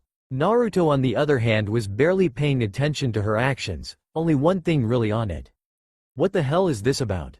Oi, you, person with the knives, he said, drawing Anko's interest. Yeah, what? She replied back. Naruto thought about choosing his words carefully, then thought about chickens for a moment, then if his stocks had increased or decreased, realized he didn't have stocks, then tried to remember if he left the stove on, only to remember that he didn't have a stove, and promptly forgot his first thought, and went with his gut. Not that that makes any sense, of course. Are you insane, or do you actually have a reason for tying me up and chucking sharp objects at me? Anko's response came in the form of her hurling another kunai at him. I'll take that as a maybe, Naruto said out loud to himself. Anko huffed. Why is it that of all the kids that have to eat all my freaking dango, I get the one that's kinda off his rocker? She spoke in a small voice. Naruto, however, had heard her. I actually prefer to think that everyone else is insane, and I'm one of the only few that knows what's going on, he said to himself. Another kunai, this one nicking his ear. Say, what do you mean your dango anyways? Naruto continued as though it hadn't happened at all. Anko huffed again. Che, like someone like you would care. she said in a disapproving voice. Naruto just raised an eyebrow. Someone like me? What do you mean by that? Naruto replied indignantly. What I mean is, you ate all my dango. She shouted as she hurled another volley of kunai at him, these ones all missing. She's purposely missing him if you're wondering. Naruto just gave her an odd look. I'm sorry? He said weakly. Anko got a nasty gleam in her eye at his statement. Oh no, you're not anywhere near sorry enough, but you're gonna be kid. Anko said sadistically as she began to sharpen her kunai. Naruto however seemed oblivious, the rope he was tied to swinging gently in the breeze. So, I take it you like dango a lot then? The question, although obvious, seemed to have an effect on the woman, and not the usual where she threw something at him. Why yes, I do in fact enjoy dango, so much so, that I had to end you for eating it all, and robbing me of it for a week. Anko said in an overtly sweet tone that betrayed her feelings towards the blonde. Okay, now hold on a minute. What do you mean I robbed you of your dango? I bought all my things fair and square. Naruto retorted indignantly. Anko however felt differently. While that's true, I don't care. I need my dango to get through the week. And a couple gallons of sake. She added inside her head. Because of your sudden decision to binge at my shop, they won't be able to restock for a week. A week that I can't eat my favorite food. The dull thunks of kunai on the wall behind him signaled the end of Anko's rant, though Naruto doubted she'd let him down anytime soon. Look, I can see that you really enjoy your dango and all, but face facts, what's done is done. There is no dango and beating me senseless won't change a thing. Naruto's surprisingly mature response ended. Anko took a contemplative pose for a moment, before shrugging and hurling another kunai at him. Yeah, I guess you're right, but I still feel better throwing things at you until the shop restocks. Anko said nonchalantly. Naruto's sweat dropped. How about I buy you all the dango you want when it restocks? He asked. Anko seemed to stall throwing her next kunai. Alright, fine then, but you also have to cover my expenses for the next week to compensate, and if you leave the village I'll have to kill you. Anko said with her arms crossed and eyes closed. What? No way. Naruto shouted indignantly. Anko smiled widely. Okay, hang there until you drop then. She said as she turned a corner and walked off. Naruto didn't like this situation at all, but he had to admit, getting down was a first priority, and the rope she had him in would take forever to wriggle out of. Alright, fine then, I guess that's alright. Naruto said grudgingly drawing her attention back to him. Anko nodded, before flicking her wrist and letting fly a kunai at him again. Though this time the kunai instead cut the rope Naruto was attached to, sending him careening into the earth. Standing up dazed, he decided to ask a more obvious question. So, what's your name anyways? Much later, Naruto found the idea of hanging upside down for 3 hours a lot more appealing than what he was doing right now. Carrying Anko's bags he had bought with his own money. Anko had made it quite clear that she was going to take full advantage of his hospitality, making him buy several sets of weapons, none of which were on sale, some new clothes, including a set of trench coats, new fishnet clothing, and new underwear. Very revealing undergarments, from what Naruto could vaguely make out from the box tops. Of course he had to carry all of it, Anko enforcing her, I can kill you with just one look, powers on him. Poor little, technically unkillable, extreme badass, obviously loaded from all the packages, him. Yes, he truly had the smallest piece of pie in this situation. I like pie. Naruto partially wondered why he kept doing what she wanted, despite the fact that her only threat was she'd kill him. Something that wasn't technically possible. Maybe she had him hypnotized or something. Either way, he was stuck with her for a week, so he might as well get used to the fact his wallet would be a hella lot lighter. Well, this is my house, you can hand those things to me. Anko said as she indicated to an apartment building. Naruto hastily agreed, handing the bags right to her. Though to his momentary surprise, the bags burst into smoke a moment later.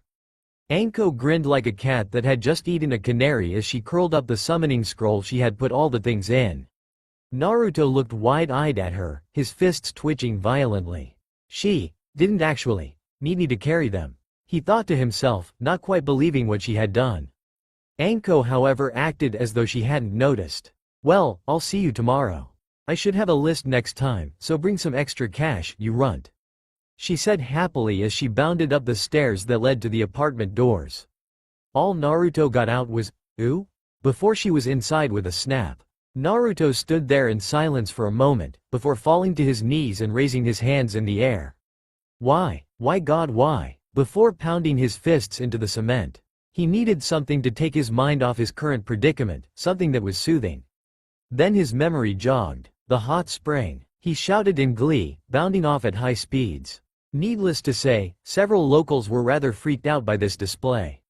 Ah! Naruto cried happily as he laid in the smoking hot waters of the bathhouse.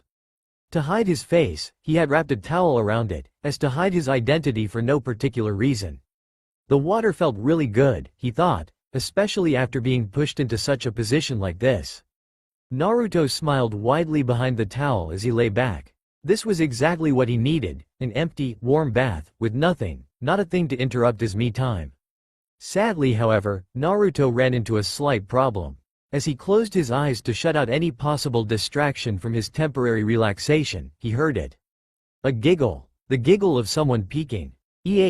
Whatever, not like one pervert's gonna change the world. Naruto thought as he tried to shut it out. He couldn't, however, as he heard it again. The giggling. I'm sure whoever it is will be done soon. Giggle. Okay, starting to get indecent now, but I'm sure whoever it is will soon leave. There was a pause. Then a giggle. Okay, perhaps this person isn't going to leave soon. Naruto thought to himself. Giggle. The voice said again. They're dead. Naruto concluded as he stood up in a towel and looked over the top of the fence. At the far side of the opposite wall, sat a man. His hair hung down to his rear, white as snow and spiky. He let out a small giggle, making Naruto's annoyance grow tenfold. Oi, you, peeping Tom. Those women can't be that entertaining, so stop giggling. Naruto shouted loudly, making the man jump in surprise. Several squeals were heard behind the wall the man sat in front of. Cries of, "Curse these insufferable perverts and their constant need to stare at our soaping wet chests as we lay about in our baths half naked. I shall never again come to this bathhouse, for fear of my privacy being invaded." Although this was pretty much cut out by the cries of, "Lechers, $ing pervs. And, Snoopy, I'm naked, shield me." When the silence finally came, Naruto smiled to himself as the perv seemed to deflate. Hoping down from his fence, Naruto laid back and prepared to find some inner relaxation. He sadly got none, however, as a crash was heard, before some long, icky thing wrapped around his torso and wrenched him through the hole in the wall. Sent crashing into a barrel, Naruto could only slightly register the pervert from before standing on a giant toad, grinning like an idiot. Naruto feared that perhaps he had hit his head on something. Honestly, kids these days need to know when not to butt in. The white-haired man spoke down to the KO'd Naruto, who was currently looking up at him while slightly dazed. Standing up slowly, thanking whatever force that had kept his towel still attached to his waist, the blonde gave the pervert a glare that some would have found shocking for a boy his age to give. The giant toad that stood under the man suddenly burst into smoke, making Naruto jump back in alarm. The geezer that had been standing on top of it hopped down, and quizzically looked at the blonde, that was at this still glaring at him. "What, you never seen someone as handsome as me?" the old guy said, smiling at Naruto in a rather creepy manner. Naruto's rebuttal was instant, in the form of a fist to the head. "Urusei, what the hell do you think you're doing, putting me through a wall? Naruto shrieked indignantly. The guy on the other hand looked offended at his rebuttal. "Boy, do you have any idea who I am? I am the great Toad Sage, master of the ladies and world-renowned author, Jiraiya. Show some freakin' respect." Naruto gave him an incredulous look. "You're an author? Yeah, right. What do you write, dim store smut?" Naruto said under his towel. The now named Jiraiya raised an eyebrow at the blonde's question. "You honestly don't know who I am, do you?" he said, his raised eyebrow now twitching slightly. Naruto just continued to glare at him. "Here then, this may jog your memory," Jiraiya said as he reached behind his back and produced a small red-covered book, the book titled, Icha, Paradise. A small wind blew as Jiraiya continued to brandish the book in front of his face, grinning gleefully. "See, I knew you'd recognize my book. This absolutely astounding novel is even known by children and adults. I truly am a god," Jiraiya shouted to the heavens. Naruto on the other hand didn't look as amused. "Yeah, I've read that book," Naruto said softly. Jiraiya gave a thumbs up, in a much more cheerful posture. And, wasn't it just divine? Honestly, praise from someone so young is quite a sir. I didn't like it. Naruto finished, walking back through the hole his body had made, cannonballing back into the water, leaving behind an utterly surprised Jiraiya. Regaining himself, Jiraiya marched swiftly over to the onsen Naruto sat in, gripping the boy by the towel he was still wearing and plopping him down on the ground. What's the big idea? Naruto shouted again. All I want is a freaking bath. What do you mean you didn't like it? Jiraiya said in an overly serious tone. Naruto, however, was totally unaffected. I didn't enjoy it, he said snootily. Jiraiya wasn't satisfied. You're going to stand here and tell me why you didn't enjoy it, just so I can point out what's wrong with your evidence, he said slowly. Naruto did so gladly. It wasn't very interesting, he said with a shrug. Jiraiya's face turned bright red in anger, reminding Naruto strongly of a tomato. What do you mean it wasn't interesting? His bellow attracted the heads of several young girls, all of whom looked away quickly, as their now blushing faces had landed on the practically naked Naruto. Speaking of which, well, for one thing, there weren't any fight scenes, Naruto said smugly. Jiraiya's sweat dropped, his anger going out with a poof. There weren't any fight scenes, he said slowly. Naruto nodded. Yeah, there were none in there that I could find. Granted, I did skim most of the chapters. Jiraiya was still stuck on Naruto's earlier comment. There weren't any fight scenes. Also, the romance stuff was really unrealistic. Honestly, Miko actually agreeing to join that threesome? Not in this universe. Most of it was too unrealistic for me to actually get interested in, Naruto said softly, actually thinking about what he was saying. Jiraiya looked at him incredulously. Unrealistic? If it's so unrealistic, why is it marked as number 1 on the book charts, and is considered one of the greatest pieces of literature of all time? Jiraiya said, smirking. Naruto was quick to answer. No idea. Why is it that people will continue to think something, if they've been proven wrong on more than one occasion? Why do we bother with questions we cannot answer, like if a tree falls in a forest and no one hears it, does it make a sound? And more importantly, why am I bothering asking you this? As it's quite obvious that you know little about what I'm talking about. Naruto's speech ended abruptly. Jiraiya was slightly surprised at the sudden shift of the teen. He'd moved from generally disgruntled to some sort of guru. It was confusing. The hermit decided to get to know this odd kid, though his earlier comments had cheesed him off. Hey, kid, what's your name? The perv asked with squinted eyes. Naruto, however, was now back in his I'm young and I'm angry. Don't like it? WHATEVA mode. Why should I tell you, you old coot? Jiraiya's eyebrow twitched. He was not in the mood to deal with a punk like this.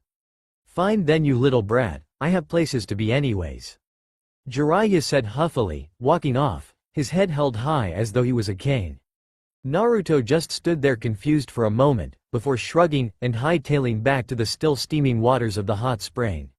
Oi, can I stop soon? The boy's voice rang out at a high octave, catching the attention of a cloaked figure on a rock at the far end of the clearing. The person, possibly male, trekked over, and looked down at the child who was in the process of moving a boulder 3 or 4 times his size. What do you mean stop? You've barely moved it a few yards, the masculine voice said under the shadows of his hooded cloak. The child scowled. This thing's heavy though, how do you expect me to move it? The boy said, giving an example as he tried to shove the boulder, though it didn't budge an inch. This thing weighs a ton. The man stood there silently for a moment, before turning to walk away. Under his breath, the boy said, slave driver. The man stopped in his tracks, before turning back to the now pushing child. Slave driver, am I? He said coldly, not loud enough for the boy to hear. G ga ahhhhhhh. The child screamed in agony as his right arm was sent sailing away from his now bleeding stump of a shoulder. Hot tears ran down his face as he cradled the wound. I'm still waiting for you to move that boulder. The man's voice rang out from behind the child as he walked away. Naruto shot up from his bed, his face covered in perspiration, his chest heaving up and down. His eyes scanned the hotel he was staying at, turning to the dim light given off by the window. His breathing slowed slowly. Whipping a hand across his forehead, he sighed heavily. Just a dream, he told himself as he shifted over in his bed, his shirtless back cold against the night air. Lying back down, he attempted to fall into a fitful sleep. The next morning, Naruto felt more energized, despite the night's restless slumber. Walking along the cobbled sections of Konoha's more rundown district, he let his feet wander in the direction he intended, the Hokage's monument. Walking up the catwalks, the maze of stairs and platforms winding the contours of the mountain, Naruto wasn't even winded when he reached the top of the monument. The rising sun's rays cast against the sky made him smile, though under the ever-present bandages it was unforeseen. It was nice, up there, nothing to trouble one's mind, nothing to distract him from the contrasting oranges and reds conjured up by the ball of shining yellow gases. It was, in all honesty, the most peaceful moment of Naruto's life. Sadly, it was short-lived. As the bustle of life pulsed below, people began to open shops, life starting for another day. It was odd for Naruto to see the hustle and bustle of the village. It was very different from the other places he'd visited so far. Mizugakure, Kusagakure and parts of Iwagakure were places he'd visited so far. Though non-pulsed with the life Konohagakure had, none of them had the spirit that radiated. It was almost sad comparing them. One long trek down the catwalks again, and Naruto was on the streets, his mood since the nightmare drastically improved. The air smelled of sweet bread and various deliciousness. Children ran and played, there was life. Then, as he walked through an alley to who knows where, his nose caught a scent. Blood. Scanning the ground, he didn't find the source. It was faint though, somewhere up high, judging from the wind. Hopping up to the top of the building, he scanned the rooftops, looking for anything that shouldn't have been there. He found it, 3 people, and in between them, a corpse. Naruto's pulse spiked violently as his eyes spotted the form of a man, dressed in shinobi garb, lying on the ground in between the 3 people. His eyes didn't move, though his heart began to quicken, as a twitch developed on his brow. I need to calm down. Probably get out of here. Naruto thought to himself as he turned to leave, but as he took the step to leave, a presence that was all-consuming almost swallowed him whole. Like a voice, it called in the back of his head. The need for life to end, the want for destruction. That voice, ever hounding, was his voice. The thing Naruto hated but needed. The beast, the devil, the god, Jashin. Wrenching his eyes away, he hopped down to one of the alleys, luckily unnoticed by the Anbu ninja. He was thankful for that. He'd been having a rough couple days, this little problem just one on the long list. He seriously needed a pick-me-up. Spotting the ramen shop he'd stopped into, meeting that Iruka guy, he decided to step in for a moment. The owner regarded him with surprise and happiness. "Oi, Ayami. He's back, fire up the pots." The old man shouted as he wrung his hand in anticipation for this obviously large meal coming up. "Sorry Oji-san, only one large bowl of miso ramen please. I'm not in the mood for much," the normally quite happy boy said. Tucci seemed to flatten like a balloon, shouting behind him, "False alarm." 3 minutes later, Naruto dug in slowly to his bowl, savoring the taste. It was disturbing for the older man to see the boy so down like this. The day before he was hopping mad. Deciding to play the father figure, he sat down across the child and gave him a light bop on the head. Naruto's noggin bobbed up in surprise at the mont's actions, a short squawk of, "What was that for?" escaping his lips. "What the hell's up with you?" the man asked bluntly. Sweat dropping a little at his bluntness, Naruto inquired uncertainly, "What do you mean?" The old man was quick to answer. "You come in here fine not the day before, and suddenly you come in the next day, and you're all depressed. What the heck happened to you my boy?" Naruto was silent for a moment before answering. "I've just been under the weather since I stepped in," he said. That was part of the truth, a little at least. The chef nodded, his old eyes squinted in thought. Grasping some of his old wisdom, the man chose his words carefully. "Young man, there are always gonna be moments when you're down and sad, but if you remember one thing, these moments will mean nothing. Always remember, at some point all those bad times are gonna end, and when they do, you're going to be the happiest person on earth. It just can take a while, that's all." Naruto nodded in understanding, those wise words on par with his speech the other day. "Arigato, Oji-san, I needed that." The old guy nodded. "Now run along, go do something that'll make you happier. I can't stand that look on your face," he said. Naruto nodded, and with a fantastic www.hoopa, he ran off at top speeds.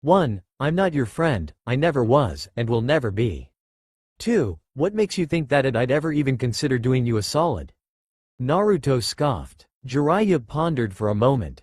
Well, I could give you money, he said. Naruto raised his eyebrow. There isn't enough on this planet that you could give me that would ever make me consider helping you, he said coldly. Jiraiya huffed. Okay then, if I can't convince you with that, how about a jutsu? Jiraiya said in his ear. Naruto stiffened. You're telling me that you'd willing tell me a technique that you know, just to introduce you to someone I don't even like? Naruto said. Jiraiya nodded. What the hell am I gonna do with that? Naruto said, making Jiraiya face fault. What do you mean that you wouldn't need it? He shot right back. Kittens are cuddly. Anko cheered as she continued to nuzzle into the small and defenseless animal that was now turning slowly blue. I ain't no ninja, so why would I need some ninja attacks? I go by my own tune, I don't need to add yours. Naruto said huffily. Jiraiya threw a rather offended look on his face. Fine then, you little brat, be that way. Far be it from me to force a minor to learn something from a Sannin. Jiraiya said hotly. The silence was deafening as both of them stared stubbornly, before Jiraiya finally caved. Fine, tell me what it is you want. I really need a star heroine for my next book, and she could very well be the one, he said grudged. Naruto just gave him an odd look, before growing an evil face.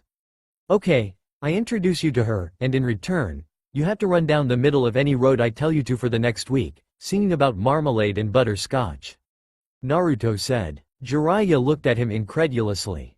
That's it? He said brashly. He'd done crazier things on battlefields. Naked. Naruto added. Jiraiya paled. No deal. Naruto however was prepared for this. Fine then, good luck on your search to find the next unlucky lady for your book, he said, about to walk off. Jiraiya however stopped him. Fine you little punk, he said. Naruto just grinned evilly behind his mask. Call this payback for putting me through a wall, Naruto told him as he exited the ally. Elsewhere however, the atmosphere was slightly more dapper, namely, the Hokage's office. It is a solemn thing, this news. Orochimaru appears to be far more active than we originally thought, Sarutobi said in a grave voice to the very tense-looking Yugo that was standing in front of him. News of her lover's death was a sobering thing, especially considering the fact that it had possibly been dealt by the sound. With all respect Hokage-sama, but I believe the best course of action would be to remove the sound from the village, perhaps even the sand. I understand this is rash, but it is very unwise to allow the continued attack on our home, Yugo said in the emotionless tone common to Anbu. The old man simply blew a smoke ring, sighing slightly. I have already thought about what you're asking, and I'm afraid that the exam must continue. Even if we were to stop it, resulting in severe damage to the treaties we have with the sand. But Orochimaru has already promised to start the invasion the moment we end the exam. I'd think it better that we wait until he makes his move, so we at least have some time to prepare, he finished sagely. Yugo only nodded, her grief hidden under years of training. I still wish to avenge him though, she said, her voice cracking. Sarutobi's face grew soft. He could only imagine the sadness she must have been feeling then. To have lost the one you were engaged to, that was a harsh blow dealt. He knew there was nothing he could do to reconcile the poor woman, but his heart went out to her nonetheless. If you need a break, just give me the word Yugo. You deserve that much, he told her comfortingly. She nodded. I'm afraid I must refuse. There is too much for me to do, what with a massive battle looming, she replied, bowing. The Gigi nodded. I understand. Now, if this is all the information I am to be informed about, then I must return to my paperwork, he said, indicating to the massive pile on the left of him. Yugo nodded, turning to leave when she stopped. Actually, Hokage-sama, there is something that I had to deliver to you. Some information that was passed to me by a few hunter nin, she said, reaching behind her. From her back pouch, she produced a number of bingo books, small novels that listed the names of ninja to kill on sight. Placing them on the table, she stepped back. The frail hands of the village's leader gripped the one on top, the Iwa bingo book, and began to sift through it. What exactly am I looking for here? He asked. He was already affiliated with the current bingo books, although if he had checked the title, he would have noticed that these were the latest out. Try pages 143 to 145. Yugo said, hopping to gauge his reaction. Flipping through the book to the desired page, he stopped to read for a moment. The pipe fell from his mouth as his eyes widened to an exponential level. On the page, there was a poorly drawn picture of a boy about 13 to 14 years old, a boy with blonde hair, blue eyes and a mask of bandages. Uzumaki Naruto. This just isn't possible. The aging Hokage whispered to himself as he sat back in his chair with shock. Naruto's sketched face stared back at his piercing blue eyes above a mask of white bandages framed by golden, gravity-defying hair. A frown creased the wrinkling eyebrows of the elderly ninja, his eyes set hard on the image. Turning to the information section of the page, his disbelief soared. "Yugo, what is the meaning of all this?" he said, reading over the information. Naruto, last name unavailable, known as Senpu Karit, the Whirlwind Reaper, skill level N.A., possible A-S rank. Reward for capture, dead or alive, 800,000 yen. Wanted in Kusagakure, Mizugakure and Iwagakure for the deaths of 27N52C, 17N68C, 78N142C. Kill on sight. Do not hesitate. Psychopathic in nature. High taijutsu. Average ninjutsu. Weak genjutsu. N. For ninja. C. For civilians. The Hokage felt fairly sick at that last part. "Have you already read this over?" he asked the Anbu before him, his nausea spiking slightly. She simply nodded in response. It is shocking to think that despite all of the forced sacrifices for the boy's sake, he goes and disappears, and comes back after all this time, only to be a monster like this. Yugo muttered bitterly, Sarutobi nodding gravely at her words. "So, what do you plan to do about all this, Hokage-sama?" Yugo addressed in an honoring tone, sitting forwards a little as the shock of this new information loosened its hold on him. The fire shadow sat forward in his recliner. "First off, if this boy has in fact been spotted near the village, we'll need to prepare our defenses. I want half of the Junin sent out to find him returned, while the others remain. If we can, have most of the Junin Wo are either recovering or on vacation taken back, excluding yourself, as well as the Junin who have students to train, and a few minor exceptions." "You're referring to her, right?" Yugo pressed. The elderly ninja nodded. "Anko has been rather shaken up by her encounter with Orochimaru, and she is also needed later, when he makes his move. She'll be able to plan the best defense against him, as she knows him better than even I myself. To do so, she'll need some time to recover." Yugo nodded. "I'll relay the message." She turned to walk away. Sarutobi turned towards the window that overlooked the village. "Wherever you are, Jashin, you monster, I'll find you, and when I do, I will stop whatever horrifying thing you have planned for this village. Whatever twisted evil you have up your sleeve, the great tree of Konoha will stand tall and mighty in its wake." He spoke in a whisper. "Marmalade." Jiraiya shouted to high heaven as he tore down the street at high speeds. His naked glory shone out for the whole world to see. "Damn that Naruto boy, damn my infernal perversion, and damn insanely attractive woman that I'll do anything to get near." Jiraiya sobbed in the confines of his head, as he streaked past a large group of women coming out of a bathhouse. Over at a small restaurant, Naruto snickered as they looked back at his meal, his revenge making the ramen taste that much sweeter. Anko sat beside him, her face etched in grotesque horror at the pervert's sudden and unexplainable actions. What the hell was that about? She asked to no one in particular, but she received no reply. The other occupants of the food eatery were as shocked as she was. No one noticed Naruto snicker manically. "I'm not really sure, maybe he just likes the breeze." Naruto's comment conjuring images that made Anko want to gag. Which she did, making Naruto's smile grow in greater size. "That's for making me buy all that shit for you." Naruto thought coldly, remembering the large amount of material possessions he'd been forced to buy her the day before, as well as the severe lightening of his wallet. Yes, revenge was his now, on both Anko and Jiraiya. "Oi, what's up with the look?" Anko inquired as noticed the malicious joy on Naruto's face. "Huh? Oh, yeah, everything's fine right now, it's all good." Naruto chuckled uncomfortably. Anko gave him an incredulous look, before rolling her eyes and turning back to her meal. Naruto sighed heavily before doing the same. Just think, 2 more days, and I can finally stop paying for every damn thing she wants. Gamma-chan rejoice. Naruto snickered to himself, his luck finally starting to improve. Once his department was paid off, he'd head for Lightning Country. He'd heard all about the Cloud Appreciation Festival, and from the sounds of it, it would be a ball. A tap on his shoulder alerted him of the buxom purple-headed woman beside him. Knowing full well what she wanted, he simply handed her the money for the meal. A ching, followed by a domo arigato miss, was heard as Anko cashed in the money. Naruto just continued to eat, his own meal not finished. It was his third helping of udon, although he was peckish about the dish. It wasn't as good as that ramen stuff. "Oi, Naruto," Anko said towards him, making his irritation go up a little. "What?" he asked, adding an edge to his voice. Anko huffed. "Fine then, I just wanted to ask something, but since you're so snippy, I guess you don't actually want to know what it is." Her voice spoke in a high tone, as though she was addressing a naughty child. Naruto didn't bother replying, simply choosing to ignore her, which of course was a bad idea. "Oi, don't ignore me, you little prick," Anko hissed, although this was only met with indifference. "Fine then, I was going to ask if you wanted to come with me to the Chunin exams in a few weeks, but hey, whatever." Naruto's ears pricked upwards. "The what?" he asked. Anko gave him a look. "You're serious, aren't you?" She was met with silence for the third time that day. Anko sighed. "Okay, every 6 months, there's an exam held for genin that tests their abilities, and see if they're ready to be Chunin. This exam is in 3 parts, the final of which is a grand fighting tournament, one-on-one.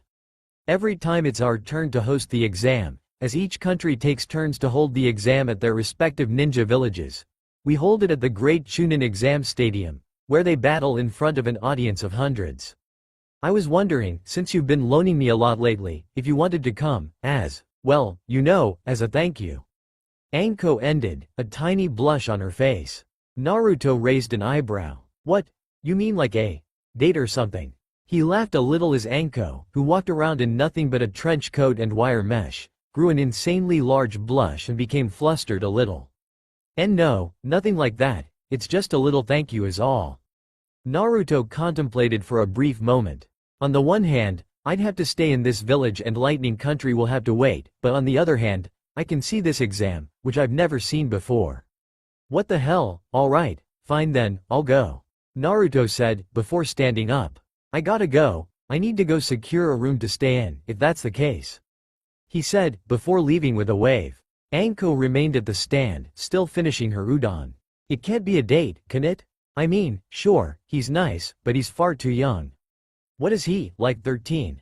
There's no way I could ever like someone that young." Despite this statement, the large blush Anko sported really contradicted that last thought. Up on the roof of the restaurant, the still very naked Sanin cackled to himself. "Forget best chapter ever, this novel's going to be a masterpiece," he cackled. Naruto, by nature, was a very absent person. Some could mistake this for stupidity. These people were making a fairly large mistake. He was by no means stupid, quite the contrary in fact. It was just he didn't really care what happened around him, as he was, well, absent. So it came to no surprise to him, that he had wandered for maybe an hour, when a loud thump was heard from a little while away. Unknown to Naruto, he had wandered into a training ground, where one Hyuga Hinata was currently pounding the hell out of a mat attached to a stump. Said girl was pissed. Not an overall shocking occurrence considering her attitude towards life, but still, she was angrier than normal. Her cousin, Neji, whom was supposedly a prodigy the likes of which the Hyuga hadn't seen in a long time, was whom she was going to be battling in the finals. The stuck-up pretty boy had a tendency to tick her off this morning. He had the gall to tell her up front, to forfeit the match the first chance she got. Neji, in an act of goodwill, she gave the mat a particularly hard smack at that point, had told her, in a nutshell, that if she didn't forfeit the match, he'd not only attempt to outright kill her, but he also threatened to tell one of his teammates she liked him. She could only imagine the horror at that. She'd seen his team, and the only other guy on it creeped the hell out of her. "That sick bastard. Wow, you must really hate mats." A particularly annoying voice spoke up behind her. Whirling around, her Byakugan surging to life, Hinata fixed the intruder with a death glare that would have scared even the most cold-blooded killer. "Wow, you should have your eyes looked at, those veins could be tumors." Unfortunately, even the most cold-blooded killer wasn't as oblivious as Uzumaki Naruto. Hinata's glare intensified, but Naruto just smiled under his bandages. You shouldn't glare so much, people might get the idea you're an antisocial jerk or something. Hinata growled. Leave me alone, you cloak-wearing freak. I have training to do, and I don't need an idiot to distract me. I have plans. Turning away, Hinata proceeded to continue where she had left off, pounding the shit out of a mat. Naruto stood behind her, watching for a moment before he sighed. You're doing it wrong. Hinata stopped for a moment. I beg your pardon, but I think that the day I take directions from a civilian is the day the world ends, she hissed venomously. Naruto gave her an odd look. Okay, but you're still doing it wrong. Your technique is off. Hinata threw her arms down to her sides, turning on the blonde. You wouldn't know a good technique if it slapped you across the face. To emphasize her point, Hinata threw a flat palm forwards, smacking Naruto painfully in the face, sending a small burst of chakra out to add extra pain. There, name the technique I used, prick. She huffed before turning back and continuing her training. Naruto sat on the ground opposite her, blinking several times before standing up. Well, that's an easy one. I've seen this type of jutsu a million times. Hinata gave a start at that. You, what? Turning around, Naruto sent her a large grin. Yeah, sure, this move, I could identify the name of in an instant. Really? Okay, fine, what's its name? Hinata spread her arms out to emphasize her point. Easy. It's a trick question because the technique you used was so horribly done, it can't possibly have a name. What was the answer? Naruto didn't have time to dodge as a fist impacted his face, sending him rolling away from the now fuming Hinata. Shut up. God, why don't you just leave? Sitting up, Naruto never stopped smiling. Yeah, see, that's what I was talking about before, the whole leave thing. It gives the feeling you don't want me around. GGRRRAAAW. Yes, that's exactly what I want. Leave, you freak. Naruto raised an eyebrow, losing the large smile. Well, that's crazy. Why would anyone want someone as lovable as me to go away? He shot up, striking a pose. Fine, you don't want to leave, then make yourself useful. Standing up, Naruto gave her another odd look. Useful? But I already have so many uses. I can cook, clean, I'm a decent film critic, as well as a top-notch salesman, and I have even more uses. What use did you have in mind? Hinata gave a quick smack to her face, dragging it down at his sheer cluelessness. I need a moving target, and you seem pretty good at taking pain. All you need to do is try and avoid getting hit, and I try to hit you. Tilting his head to the side, Naruto thought for a moment. I don't know, I still have to secure a house to stay in for the next while. Hinata's eyebrow started to quack at that. Fine, tell you what, if I can't land a single blow on you, I don't know, find you a place to stay. However, in her head, I'm the Hyuga heiress, heir to the Hyuga clan. I'm one of the strongest, not to mention fastest. No freaking way this guy can avoid every attack I throw at him. Especially if he can't avoid a simple punch I throw at him. I get a free punching bag, and I hurt an annoying kid. Everybody wins. Wheel, alright, but only because you insisted. Dusting himself off, Naruto struck a pose. I'm ready when you are. Hinata would have given him an evil grin, but withheld herself. She'd just sit back, and enjoyed pounding the crap out of him. Wow, you're really bad at this. Naruto chided, shaking his head.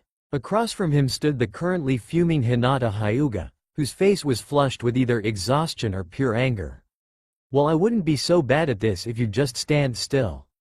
Heaving a breath, she couldn't stand this anymore.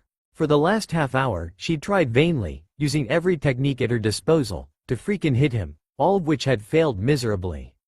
At the last second, just before hitting him, she'd miss, he'd sidestep suddenly, or he simply stepped backwards. It didn't help she was still very frustrated. You know, you should probably take a break, you seem pretty sweaty, wearing a parka while training. Naruto suggested. Shut up. Launching forwards, Hinata sent multiple punches towards him, all of which he avoided as though she was standing still. You should put your arm into it more, not just your weight. Shut up. Hinata threw her entire body into an unorthodox fist, although it only served to unbalance her, sending her rolling to the ground, away from the cloaked blonde. Blinking in surprise a couple times, Naruto trekked over to Hinata, who lay on the ground, panting. You okay down there? Hinata's response was to wave an arm weakly at his direction, trying vainly to strike him. Plopping on the floor, Naruto proceeded to poke her in the stomach several times with a stick, before he got bored with that. You know, if I could suggest something. Go, screw yourself. Hinata gasped out, though it didn't seem to faze him. I think it would be a better idea not to wear a hooded sweater in the middle of summer while fighting a guy. Lying on the ground, she slowly sat up. If I do that, will you shut the hell up? She asked raggedly. Putting his thumb and index finger to his chin, Naruto grew a thoughtful pose. Yeah, alright. In a flash, Hinata tore it off, before diving at Naruto, throwing several blows. Ducking under the assault, Naruto rolled to the right, swishing around. Hinata's speed however had nearly doubled, Naruto's suggestion of removing her jacket being the most effective course of action. I can keep up. Her fists flying, Hinata threw her entire person into hitting him. Her palms just barely missed hitting him, every movement, attack was just behind his dodge. I can do this. I can hit the bastard. I can win. I can hit him. I can. Time's up. Naruto gave a cheer, causing Hinata to stumble. What do you mean time's up? She cried. Look. Pointing towards the sky, Hinata realized it was sundown. Yeah, the sky's orange, what does that have to do with anything? Simple, I agreed to help you train. As you know, training ends at sundown, as it's unwise to continue to do so in the dark, unless you're doing specific training in said darkness. As such, training is over, and you owe me a place to stay. Hinata's eye twitched violently. Fine, whatever, I'll find you a place to stay. Picking up her jacket and throwing it on, Hinata took to walking away, Naruto following with a large grin hidden behind his mask of bandages. A few blocks away, Hinata came to a random apartment. She didn't care if it was occupied or the rent, she just wanted the annoying blonde that had made her day so much worse to leave her alone. Here, you can stay in this place. Pick a room, anyone's fine. Hinata gave a wave. She was suddenly stopped however as a pair of warm arms enclosed her. Domo arigato. Naruto cheered, you're a real lifesaver. It would have taken me hours to find a place, but this one is perfect. The red is definitely my color. Domo arigato. He laughed as he let go of Hinata, bounding up the wall and flying through a window. Leaving behind Hinata, whom stood stock still in shock, a massive blush on her face. He just hugged me. Shaking herself violently, she took off to the Hyuga house. Her father would be concerned about her lateness. Hokage-sama. Sarutobi's old head looked up. It was the late of the night, though he had stayed behind. The case cage is here to speak with you. Aoi pulled his head from the door, holding it open as the Yondaime case cage stepped into his office. To what do I owe the pleasure? It was quite obvious that he didn't want to see him then, but the case cage ignored it, instead nodding, before sitting down in the chair opposite the wizened old man. We have a problem. The Yondaime was in no mood for small talk. Oh really, and what pray tell, is this problem, and why are you bringing it to me? The Hokage sent him an annoyed look, though the case cage didn't seem to notice. The problem is the Jinchuriki. Your son, if I'm correct? The Hokage felt a minute amount of satisfaction at the look of annoyance that crossed the case cage's face. Yes, my son. The tournament isn't soon enough. As you know, the Jinchuriki is the container of the Shukaku, which, although the weakest of the demons, is still very powerful. With each passing day, he becomes less controllable. He is a monster, and the tension of the upcoming battles is going to make him snap. The Hokage gave him an incredulous look, puffing his pipe. And you can't handle an adolescent by who can control sand? Sarutobi vaguely caught what appeared to be a smile on the case cage's face. If I, my entire shinobi force, and the entire village militia from Suna were to try and kill Gaara at the same time, we'd all be obliterated. The only reason, if any, that he hasn't killed me yet, is that he doesn't feel it will benefit him.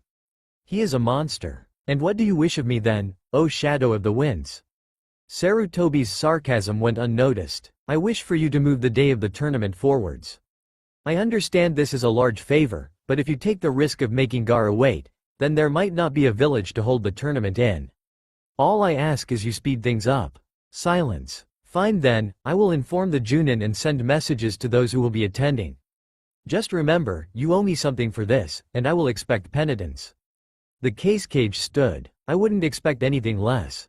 Turning, he headed out the door, and into the hallway, where Aoi had left a few moments ago.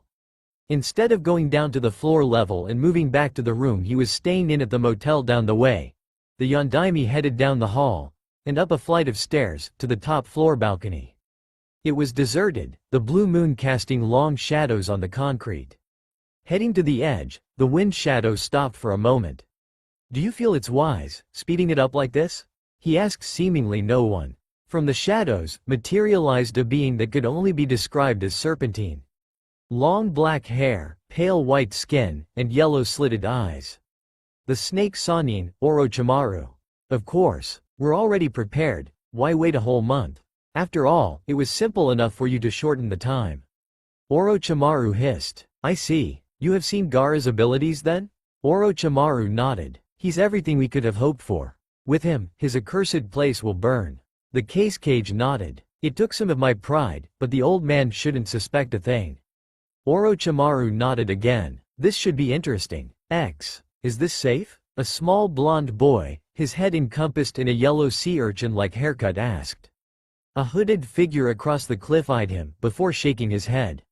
"Just stop whining and do it." The boy's face grew conflicted.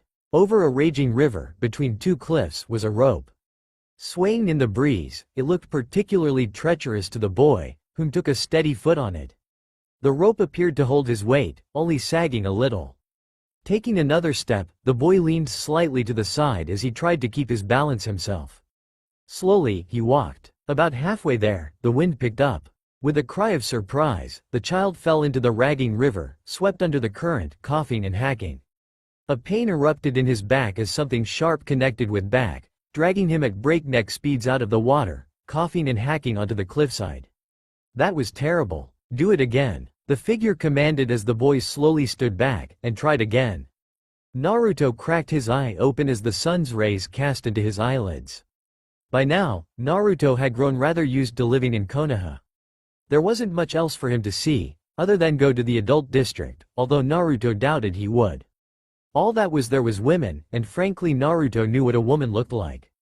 Snapping the window of the apartment open, he walked vertically down the face of the building, before turning 90 degrees to walk on the sidewalk. Turning, he headed down to where he was to meet Anko for the day. The dango shop had restocked itself by then, much to Anko's happiness, and Naruto's as well, as he now didn't have to pay for everything. He was already down several million ryo. Walking through the door, he recognized her instantly. She was sitting on a stool opposite a redhead, whom appeared to be giving her the eye. Never figured Anko of all people would have to deal with something like that. Naruto thought to himself. Grabbing the stool beside her, he caught the attention of the clerk, whom was in the process of trying to swindle Anko into a date. "Excuse me, an order of dango please." The clerk gave him an annoyed look, before consenting. Leaving the two together. "So, have you heard the news?" she asked from seemingly nowhere. "News? When does anything interesting happen in this village?" She gave him a sideways smirk. "Getting a little bored I see? Yeah, I'm a drifter kinda guy. My dream is to see the entire world." Anko nodded. "Well, you're in luck. The tournament's going to be bumped up for some reason. It's in about 3 days. Naruto gave her a blank look. "Wait, for no reason whatsoever. The tournament that was supposed to be in 3 weeks, is now in 3 days? Anko nodded. "Well, that's a real time saver, isn't it? You know, we should celebrate." Naruto gave her a sidelong look as his dango was set in front of him. "And how much, pray tell, do you manage to party with a 13-year-old minor?" Anko's grin made his spine crawl. "Oh, whoever said you were the one celebrating? And that's how, she stole my wallet."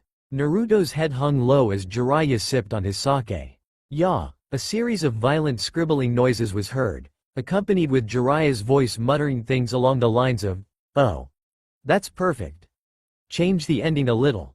And they're in a bathhouse, hot." Naruto's eyebrow twitched violently, before he rammed his fist into the top of Jiraiya's head. "This is serious. What am I gonna do without money?" Jiraiya smoothed his hair out. "How the hell should I know? I can barely tolerate being around you." Jiraiya's eyebrow twitched violently.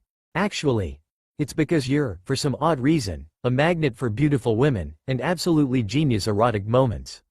"Oh come on, that is a complete exaggeration." Jiraiya gave him a blank look.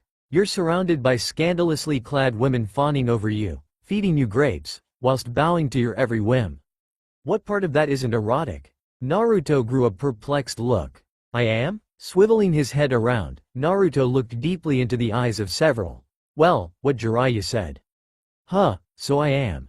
I guess you're right. Pass me another grape jizzle. Of course Naruto-sama, anything for you. She cooed, putting another grape through a hole in his bandages, into his mouth. The other women giggled. How on earth do you get in these situations? Jiraiya asked as his hand scribbled away. Oh, the answer to that is simple. Naruto swallowed another grape, the others giggling again. It's 'cause I'm smexy. They burst into another fit of giggles.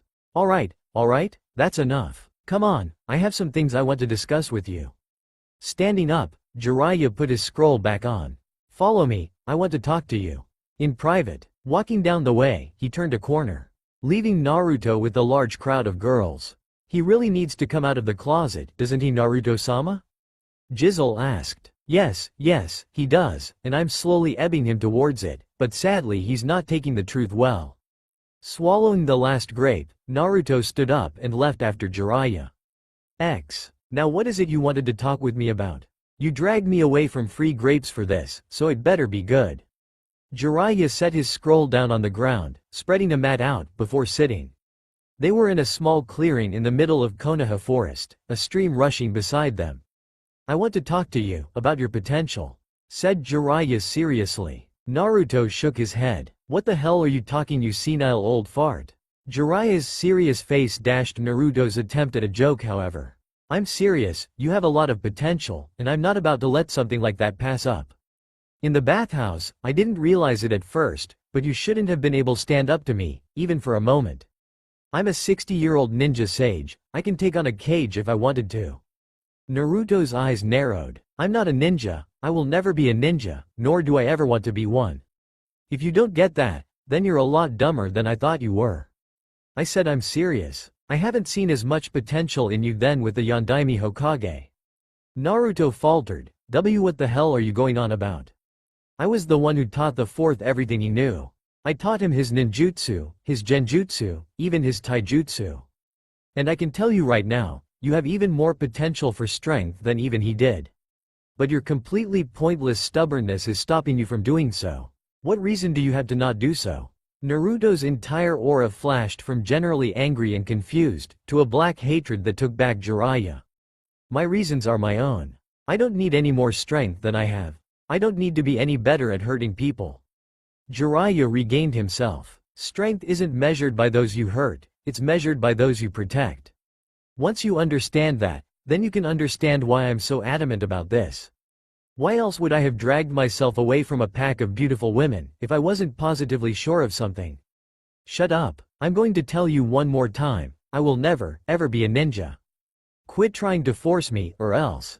Naruto hissed out the last part. Jiraiya's eyebrow rose. You, threaten me? That is absolutely hilarious. Well, since you're so keen on being so hostile, I guess I'll fight you until you calm down, and snap some sense into yourself. You don't want to do that, old man. Naruto's scythe materialized from his sleeve, its blade seemingly more deadly than before. Come on, brat, let's see if you can really take me on. Come at me with the will to kill, because without it, you can't possibly win. Naruto hesitated for a moment. Was he really going to do this? Not moments ago, he'd been sharing a drink with Jiraiya, and now he was going to try to kill him? I can't attack him. He may not be my friend, but he's still. Who cares? Kill him, end him, for even daring to mock you as such. An almost silent voice echoed from his subconscious. Like an earthquake, an almost venomous river of anger spilled out. Naruto's eyes flashing, he swung his scythe back, and dive-bombed Jiraiya. Ducking the attack, the Sannin rolled away, kicking off the ground, rebounding off a tree, launching a barrage of kunai at him. All of them were simultaneously hacked from the air by the scythe Naruto wielded. Jiraiya's eyes widened as Naruto heaved his arm back, letting go of the reaping weapon. Jiraiya was strangely reminded of a boomerang in some sick way as it crashed down on him, slicing him in two. Or it would have, if not for the well-timed kawarimi that saved him. Naruto's head swiveled as he looked around, not seeing him anywhere. That was however until he noticed the shadow coming down on him. Looking up, he had moments to roll away before a massive toad slammed into the ground where he'd been standing before. Not missing a beat, Naruto threw his sleeve forwards. Hisan Tou, flying sickle. From his sleeve flew a dozen crescent sickles, all aiming for Jiraiya, who perched atop of the toad. In a split second, Jiraiya was behind the toad, which took the sickles, dematerializing moments later. Wow, you're taking me seriously, aren't you? Naruto gave him a cold silent stare, before bringing out another sickle from his sleeve, a long chain attached to it. With a flick of his wrist, it became a spinning disc of death. Okay, guess small talk isn't going to work. Flying through several hand seals, Jiraiya muttered the jutsu's name under his breath. Heiahari Mori, hair needle lance, pumping chakra into his hair, it elongated and sharpened, bending a single bunch of strands morphing into a huge spear, dotted with other, smaller spikes. Hefting it with ease, Jiraiya smirked, widening his stance as he prepared to charge. They flew at each other, meeting briefly. Naruto's sickle clashed briefly with Jiraiya's hair lance, but was easily broken. His larger scythe however clashed with it, allowing him for some ground. Breaking away, Naruto jumped, swinging around, catching Jiraiya's foot with the pull of his scythe. Caught off guard, Naruto swung the blade effortlessly down on Jiraiya's head, stopping the blade moments before it sliced into his throat. I win. Now leave me alone, I don't need any more strength. Turning, he left with a swish of his black cloak. From the treetops, the real Jiraiya watched. He was impressed. To conquer his clone was no small feat, even a simple shadow clone. What a waste. He walked down the tree. He needed a drink. For the next 2 days, Naruto was in a rut. He didn't catch hide nor hair of Jiraiya, although he did find Anko later that day, passed out, scandalously clad, and smelling of booze. He also got his much lighter wallet back. The day after had been slow. He pretty much stayed inside all day, and had given brief thought to maybe not even attending the tournament with Anko. He however stopped himself. He had agreed after all, to go with her, and he was interested to see the tournament. When the day finally rolled by, he was up early. He and Anko were to meet at the stadium in about 3 or 4 hours, so he had some time to himself. Again, sighing, he took a short shower, rebound his face, threw his cloak on, and heading out. Walking around, he couldn't think of anything to do. Still, frankly he was depressed. He hadn't really meant to attack Jiraiya, it just sort of happened. It wasn't that he particularly liked the old pervert, but he was a sort of friend, and he wasn't really sure what they had fought about. It had happened pretty quickly. Sighing, Naruto jumped slightly as he bumped into something small. Hey, watch it, you overgrown jerk. A high-pitched, shrill voice that hurt Naruto's ears caught his attention. Looking down, he had to do a double take to realize he'd walked into a small boy. Well, hi there little guy. Did you wander away from mommy? Go shove it. Now that's not very nice, you should respect your wise elders. You look about as wise as Gigi after a couple shots. Wow. You're possibly the most repulsive child I've ever met. Goodbye. Turning, Naruto went to leave, although the kid persisted. Hey, you haven't apologized yet. What about my terrible wounds you inflicted? Apologize. Naruto gave him a look before scoffing. I'm not apologizing. He continued to leave, but lurched back as the boy put his foot down on the hem of his cloak. I'm not going to let you go until you apologize to me. Start apologizing. Naruto's eye quivered before he hung his head. The boy, Konohamaru, smiled. No one stands up to the Hokage's grandson. Slip bonk, OOOW. In a moment, Naruto had twirled around, sending Konohamaru flying to the ground. I repeat, I'm not going to apologize. Now go see your Gigi about his drinking if it's such a problem for you, that you had to go around and bother people. Naruto turned around and swished away, hoping to find a place to eat. He was starving. However, he didn't catch the look of pure astonishment from the younger boy, who stood up and took off after him. Ah, that's the good stuff. Naruto sighed, sucking down a large bowl of miso ramen. He had been wandering around for a while, and had a massive craving for ramen. Thankfully, he'd been close to Ichiraku's, so he was now sating his hunger. Boy, kid, you're giving me such good business. Hope we see you around a lot more, because frankly, without customers like you, I may go out of business. Tucci, the shop owner, laughed. Naruto gave him a positively horrified look. Please tell me you're joking. You've got to be kidding me. Tucci laughed as Naruto continued to give him that look, even after he walked past the counter into the back room, leaving Naruto to himself. Well, if this stuff is limited, I'd better take advantage of it while I can. Scooping a large noodle full, Naruto looked left, looked right, and cracked his mouth open a lot wider than he normally did. Oi! Naruto's entire body lurched in shock, hurriedly reapplying his bandages, turning around slowly to look at the offending brat from before.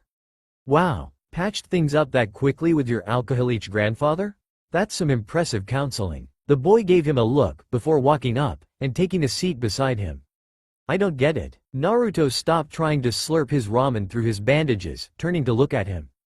Don't get what? Oh, tiny child in the stool next to mine. Naruto asked somewhat sarcastically. You treated me like a normal human being. Anyone else would have bowed their head and told me what an honor it was for me to treat them like garbage. Why did you act differently? Naruto paused again for a moment. Because I don't know you, and frankly I can't stand anyone being a jerk. That's why. It doesn't matter to me if you're the highest of royalty, or the lowest of men. You start with me, I end it. The brow-haired boy seemed almost star-struck in that moment, staring fixedly at the blonde. What's your name anyways? Naruto smiled. I'm Uzumaki Naruto, yours? Konohamaru. Well, Konohamaru, maybe I'll see you later. In the meantime, trying ebbing your drunk of a grandpa to something more productive. Maybe painting. Picking up the bowl, Naruto cocked his head back and let the hot ramen spill right into his mouth, somehow managing to fit it all in at once. Whatever you say, boss, was the reply before Konohamaru ran down the way, leaving Naruto to himself. Well, I'm bored. The tournament doesn't start for a little while. Maybe I'll go wander in a random direction. It was much to his surprise when he found he had wandered into the Konoha training field, more specifically, to where one Hyuga Hinata was busy practicing for the upcoming match. Hey, good to see you ditched the jacket. Look tacky anyways. Hinata halted her pounding, cracking an eye around at Naruto, before turning back to the mat she was previously pounding. You again? She asked in an almost monotone voice. Yeah, me again. I know, it's an absolute shock, but I don't just go away. Naruto sat on the ground. The only sound for all of 5 minutes was the sound made from Hinata's fists impacting with the mat on the opposing log. The silence didn't seem to affect Naruto however, whom just stared at her until finally, she whirled on him. What do you want? Naruto just stared at her dumbly, before smiling. I notice you took my advice about the jacket. Hinata blinked in surprise. Yeah, whatever. Hinata blushed. Silence. Yeah, you look a lot better without it. Hinata blanched. What's that supposed to mean? Naruto rubbed his ears painfully, muttering, OWS, as Hinata seethed. Well, what do you mean by that? Hinata's face was flushed badly, her hands twisted into claws, her entire, terrifying visage fixated on the completely oblivious blonde. Well, Naruto shifted his head to the side. Well, what do you think I meant? You look better without it, plain and simple. It didn't look good on you, and I think you look better without it. Naruto summed up, though Hinata didn't lose her air of malice. And what's that supposed to mean? She said dangerously, though still, Naruto didn't waver. It means what it's supposed to mean, Naruto told her. Hinata relaxing. Fine, whatever, just shut up and sit over there, and don't say anything else, I'm preparing for the exams. Turning she went back to the mats. Yeah, your chest is also a lot more noticeable now too. Hinata's entire body frozen in place, her knuckles cracking. #ING pervert. She shrieked, slamming her fist so far into his face, sending Naruto hurling backwards. Naruto was sent spinning backwards, rolling to the ground and laying there, still. Hinata gasped air, her face as red as a tomato, her entire body sagging as she stared at Naruto indignantly. What the hell? She cried out. Naruto slowly sat up, dazedly looking around, before smiling. Just like I thought. You're a lot faster without it. Hinata's indignant glare never ceased. What? I was just making an observation, but if that's offensive to you, I'll just go. Standing up, Naruto brushed himself off. Hinata glared at him once more, before she herself went back to pounding her mat, several times harder than before. Oh, and Hinata? She turned, as if daring him to say it again. Good luck. before he was gone with a swish of his cloak, leaving behind a stunned Hinata. She stared wide-eyed, head forwards, her eyes unblinking, her entire face as red as a tomato. Did he just, but, Shaking her head, she went back to her training. Frankly, that blonde was too surreal, even for her to handle. Gara. A voice spoke up from the doorway. Listlessly, a turquoise blue eye, almost pale gray, turned to the speaker. The exams will be beginning soon. Cage-Sama has asked me to inform you that he didn't get any further, as a tendril of sand rose up and wrapped around the mont's ankle, before dragging him deftly to the middle of the room, hanging him upside down. You annoy me, Gara said, locking the almost lifeless eyes of his onto the man, who seemed to have wet himself in terror. You're no good to me, however, even mother finds your blood disgusting. Go tell my father I know about the exam, and inform my siblings that I will meet them in 2 hours at the stadium. Now get out of my sight, insect. With a thud, the man fell to the floor, and scrambled away. Oh, of course, Gara-sama. Which left the insomniac redhead to himself. Gara turned back to his window, which was open, a crack. Where are you, this Jashin? Where is the one who can kill me? Tell me where you are. Gara stared at the people walking past, though none of them had the chakra levels of someone that could kill him. What are you doing? Kill someone already. I need blood, I thirst. A dark, almost arcane voice rose up in the back of his head. Mother, I apologize, there have been few cattle worthy of your tastes. But, Gara was cut off however. Damn your excuses. I want blood, and you'll give me blood.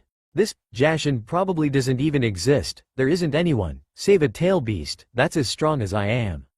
Of course mother, I shall do as you ask. Sitting up, Gara headed out. As he stepped out of the apartment, he spotted a small cat to the left. In an instant, it was crushed alive, its life juices spilling into the sand. Mother, is that enough for now? I need to conserve myself for the tournament after all. Well, that cat was pretty juicy. Why not, but you be sure to murder everyone you face, or so help me. Gara nodded. Of course, mother. Turning, he headed into whatever direction he felt would satisfy him the most. Perhaps he could enjoy the quiet before he'd feed mother. His smile, one of madness, made onlookers quiver in fear. Oi, Naruto. Anko cheered happily as a short blonde walked up. Hey Anko. So, you have the tickets then? She took them from her pocket, brandishing them happily. Yep, got him right here. They were at the front of the Chunin Coliseum, where hundreds of people filled in to watch the show. Among the sea of heads, they were lost, almost invisible, if it weren't for the fact Naruto was a blonde wearing a giant black cloak, and an almost topless woman, only concealed by a trench coat. Oh yeah, they were near see-through like that. Transparent even. Walking through the box office, the two of them headed to their seats. Naruto was rather surprised to find Anko had managed to snag seats at the front row, right where the action was. How do you manage to snag seats this close anyways? Naruto asked, though the wicked glint in Anko's eye made him wonder if he should have asked. Simple, they call these suicide spots. Sitting this close, people tend to get hit with the backlash of certain techniques, such as Suiten or Kaden. I remember this one time. This did this insane firebomb attack, and ended up torching everyone in the first 3 rows. Everyone was burnt to a crisp, and the kid? He got demoted back to the academy.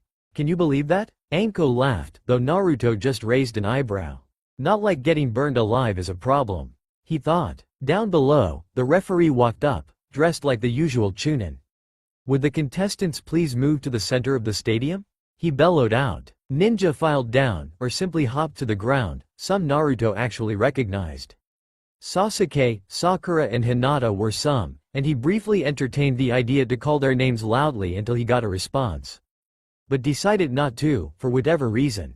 Anko smiled. Yeah, I got a lot of money on a match. See that kid down there, the one wearing the pretty plain ninja stuff? That's Shozoku Noroi, and I bet that the guy facing him would trounce him. Anko said, although his opponent isn't here yet, but I'm sure that kid will show up, at some point or another. Anko hoped so, because when she said she had a lot of money riding on it, she meant her entire house, all her belongings, as well as a few favors. Frankly, you could see her dilemma. The first match was about to begin. Apparently this Tamari chick would be fighting this really lazy Shikimaru guy. Naruto eyeballed the guy, and noted that he didn't seem to have much. But if that was true, then why was he in this tournament anyways? How had he gotten this far if he didn't have any skill? As the match unfolded, Naruto realized quickly what his skill was. He was smart, ballistic smart, maddeningly smart. Temari was no pushover, her weapon of choice a massive fan that could push the winds into tsunamis and blades of wind, and yet, the lazy, pineapple-headed boy beat her, using nothing but ingenuity, and a fairly useful technique. Shadow manipulation, which he used several times before finally beating her. Or would have, had he not given up at the last moment. Naruto shook his head. That guy was pretty weird. The next match was the one that got Naruto's attention. It was the match between Hinata and that Neji she had mentioned before, the one with the underwear thing. Naruto hoped her luck, despite the whole "go die" attitude towards him. On the floor, where the match was taking place. You're going to lose, so you might as well forfeit and leave in one piece, Lady Hinata. Neji ground out, though Hinata just shook her head. Unlike you Neji, I don't quit that easily. Taking her stance, Hinata glared sharply at Neji, who smirked. Fine, if you're so keen on dying like a dog, then let's go. He took his stance. The referee nodded. Alright, I want a clean fight, though anything goes, even your lives. On my mark. Raising his hand, the ref stood as the entire stadium grew silent. Good luck, Hinata. Naruto sent a silent prayer her way. Hajime. The ref called, jumping back as the two of them met in an instant.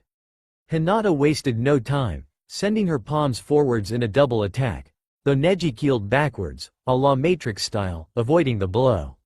The burst of chakra from her hands was enough to be physically seen, something that scared Neji. I may have to bring that out soon, he thought to himself as he backflipped away. You really should. He had a split second to react as Hinata seemingly materialized in front of him, her palms raised. He managed to block her hits, although his arms throbbed horribly from the chakra she had sent into them. Returning his blows, he was surprised to find Hinata easily dodge them, leaping away. It's time we take this up a notch. Neji needn't run through the seals, his eyes instantly changing to their true form. The veins popped out of his skull as though he had overdosed on steroids. His eyes gained a new light to them, becoming a straight, pearly, cold white, transfixed on Hinata. The Byakugan, the infamous ability of the Hyuga clan. I agree. Flashing through several hand seals, Hinata's eyes blazed into life, the veins popping out as well. Let's see if your eyes are really up to par with mine like you keep going on about. Hinata took her usual stance, though Neji didn't move an inch.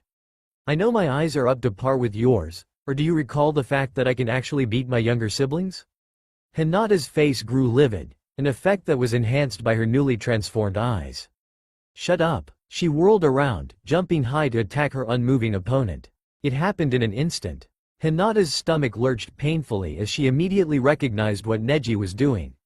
The Kaiden. To some, it would have looked somewhat fruity, for lack of a better word, to see him start spinning quickly as though he was in a ballet, but Hinata knew better. She'd seen this technique too many times before. With tremendous force, a wall of chakra, spun by Neji's body, slapped into her with enough power to send her body sprawling away.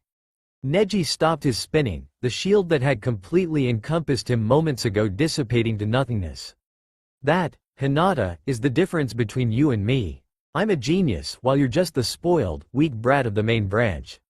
Hinata seethed. Shut up. Just shut up. In a blind rage, Hinata whirled at him, but was smashed away again by his Kaiden. Give up, Hinata. Neji's cold eyes bored into hers like drills. Slowly, she stood up, wiping some blood from her forehead. Never. I refuse to lose to a pompous ass like you, Neji. Flashing through 3 hand seals, Hinata's palms blazed with sea blue chakra. What the hell are those? Neji took a step back, though Hinata easily closed the distance between them, her arms raised. For the third time that day, Neji's Kaiden whirled to life, but this time was different. Hinata's blue palms met with the shield, causing red sparks to fly in every direction. Hinata ground her teeth as the two, Neji's Kaiden, and her as of yet unnamed technique, clashed for dominance. One was going to be the winner. Unfortunately for her, it was Neji's. She knew immediately something was wrong, as the shield sheared away her chakrafied palms. Like some vortex, she was dragged palm first into the swirl, before she was brought to the top of the shield, where she flew off, straight up. It didn't end there, however. Gravity kicked in, sending her crashing back down. The top of the Kaden sent her spinning and skipping across it, screaming in agony the whole way as she continued to skid and skip across the spinning surface before falling to the ground, unmoving. Moments later, Neji stopped his spin, panting heavily. Damn, that took too long, and twice the chakra. But I won, and that's all that matters. Neji smirked in satisfaction. Ref, I won. The referee nodded and went to end the match, but was stopped momentarily by a small, hoarse voice. Hinata slowly sat up, her body a mess. She was almost naked, her cloths bloody shreds against her skinned body, barely concealing her modesty. Her left eye was damaged to the point where she could only squint, her forehead a mess of blood. She achingly stood up, her limbs shaking. I am not done yet. Our referee, Pete, please continue. She slowly took her stance, her entire posture an aching tapestry of agony. Neji smirked. Fine, if you're so keen on dying. Taking his stance, Neji eyed her with a cunning look. Hinata was in no shape to retaliate as Neji shot forwards, and seemingly poked her violently twice. 2 palms. Swiveling around her, he delivered a success double to that. 4 palms. 8 palms. 16 palms. 32 palms. 64 palms. With a final, devastating blow, Neji sent Hinata sprawling away, unconscious. Winner. Hyuga Neji. Neji smirked as he took to the steps that led to the box where the others would be held. Though he couldn't shake the strange sensation, as though something very malevolent had set its eyes on him. "En Naruto?" Anko asked apprehensively. During the fight, he had almost lost it. He was currently clutching the railing tightly, his eyes not blinking. Why yeah? Anko poked him. You can, let go of the rail, you're crushing the metal. Letting go of it, Naruto examined the small imprinted dents made by his fingers. Yeah. Sitting down, he felt a little sheepish. Actually, I think I'll grab some chips, I'm starving. Standing up, he was gone with a swish of his cloak, leaving behind Anko, whom watched him go before turning back to the next match. With a start, she realized that it was Noroi who was up next. And his opponent hadn't shown up yet. Anko became both furious and terrified. If Noroi didn't lose, she'd be down a lot of money, not to mention those favors. She shook her head at that. She was not going to resort to things of that like. She needed a way out of this. She had bet them that Noroi would lose, she never said to whom. Anyone would do, anyone at all. Even, hey, I'm back. I got you barbecue, if that's okay. Naruto however took a step back at the almost leering look Anko sent towards him. Say, Naruto, she said, creeping up. Naruto gulped, he knew what was coming. Something horrible and traumatic, if he went with Anko's record. I have an easy favor to ask you. He took another step backwards. Really? What kind of favor? Well, I have a little wager with some men, just that guy down there will lose. Now, they never said who he had to lose to, and I was wondering. Naruto gave her a blank look. You're joking. You have to be joking. There is no way, in my right mind, I'm going down there and kicking that guy's ass. Not for a million things in the world. Naruto's back pressed against the bar. But Naruto, if you'll not do it for anything at all. Why are you in the stadium? With a slight shove, she sent him rolling down the wall, along the ground, and lying flat on his back, right in front of the referee and his opponent. One of these days Anko. One of these days. Sitting up, Naruto was eyeballed by the genin beside him. He wore what appeared to be a large, purple jumpsuit. Over it, he wore a bright red vest, with a large number of pins dotted around it. His hair was brown and messy, looked rather greasy as well. The most defining feature however was the large, polka-dotted headband he wore on his forehead, giving Naruto the impression he was several screws loose of. A screwy thing. Oi, Daisha, what's with the cloak? And you dyed your hair? And the bandages? What's with the sudden costume change, Daisha?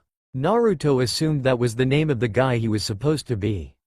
Thought there was a change in order, what with the exams and all.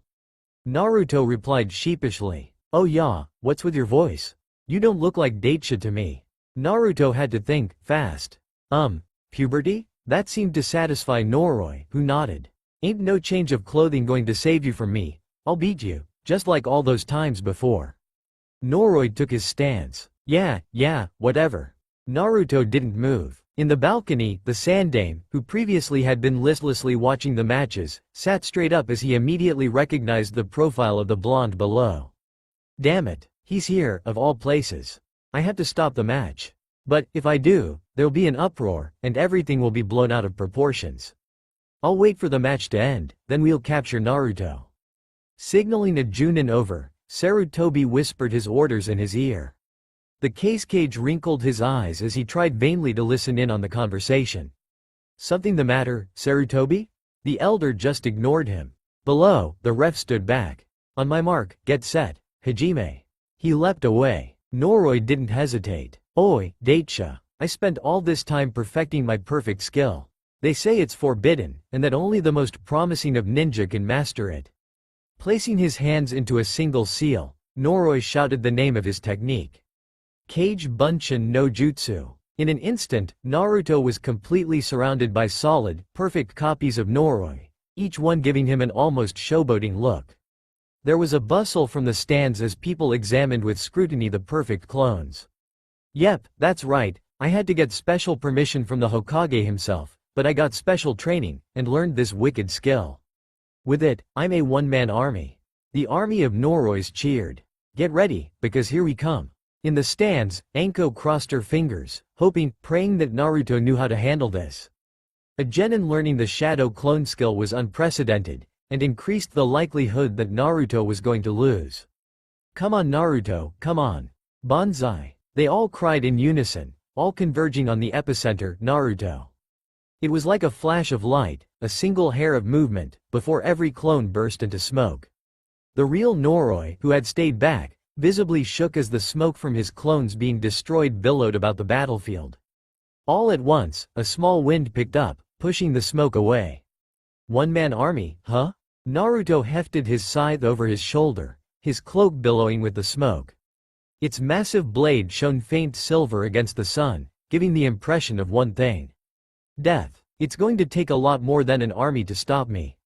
Naruto spoke, widening his stance, preparing to slash away at his opponent. That's all for now. If you enjoy this video, then please like, share and do comments.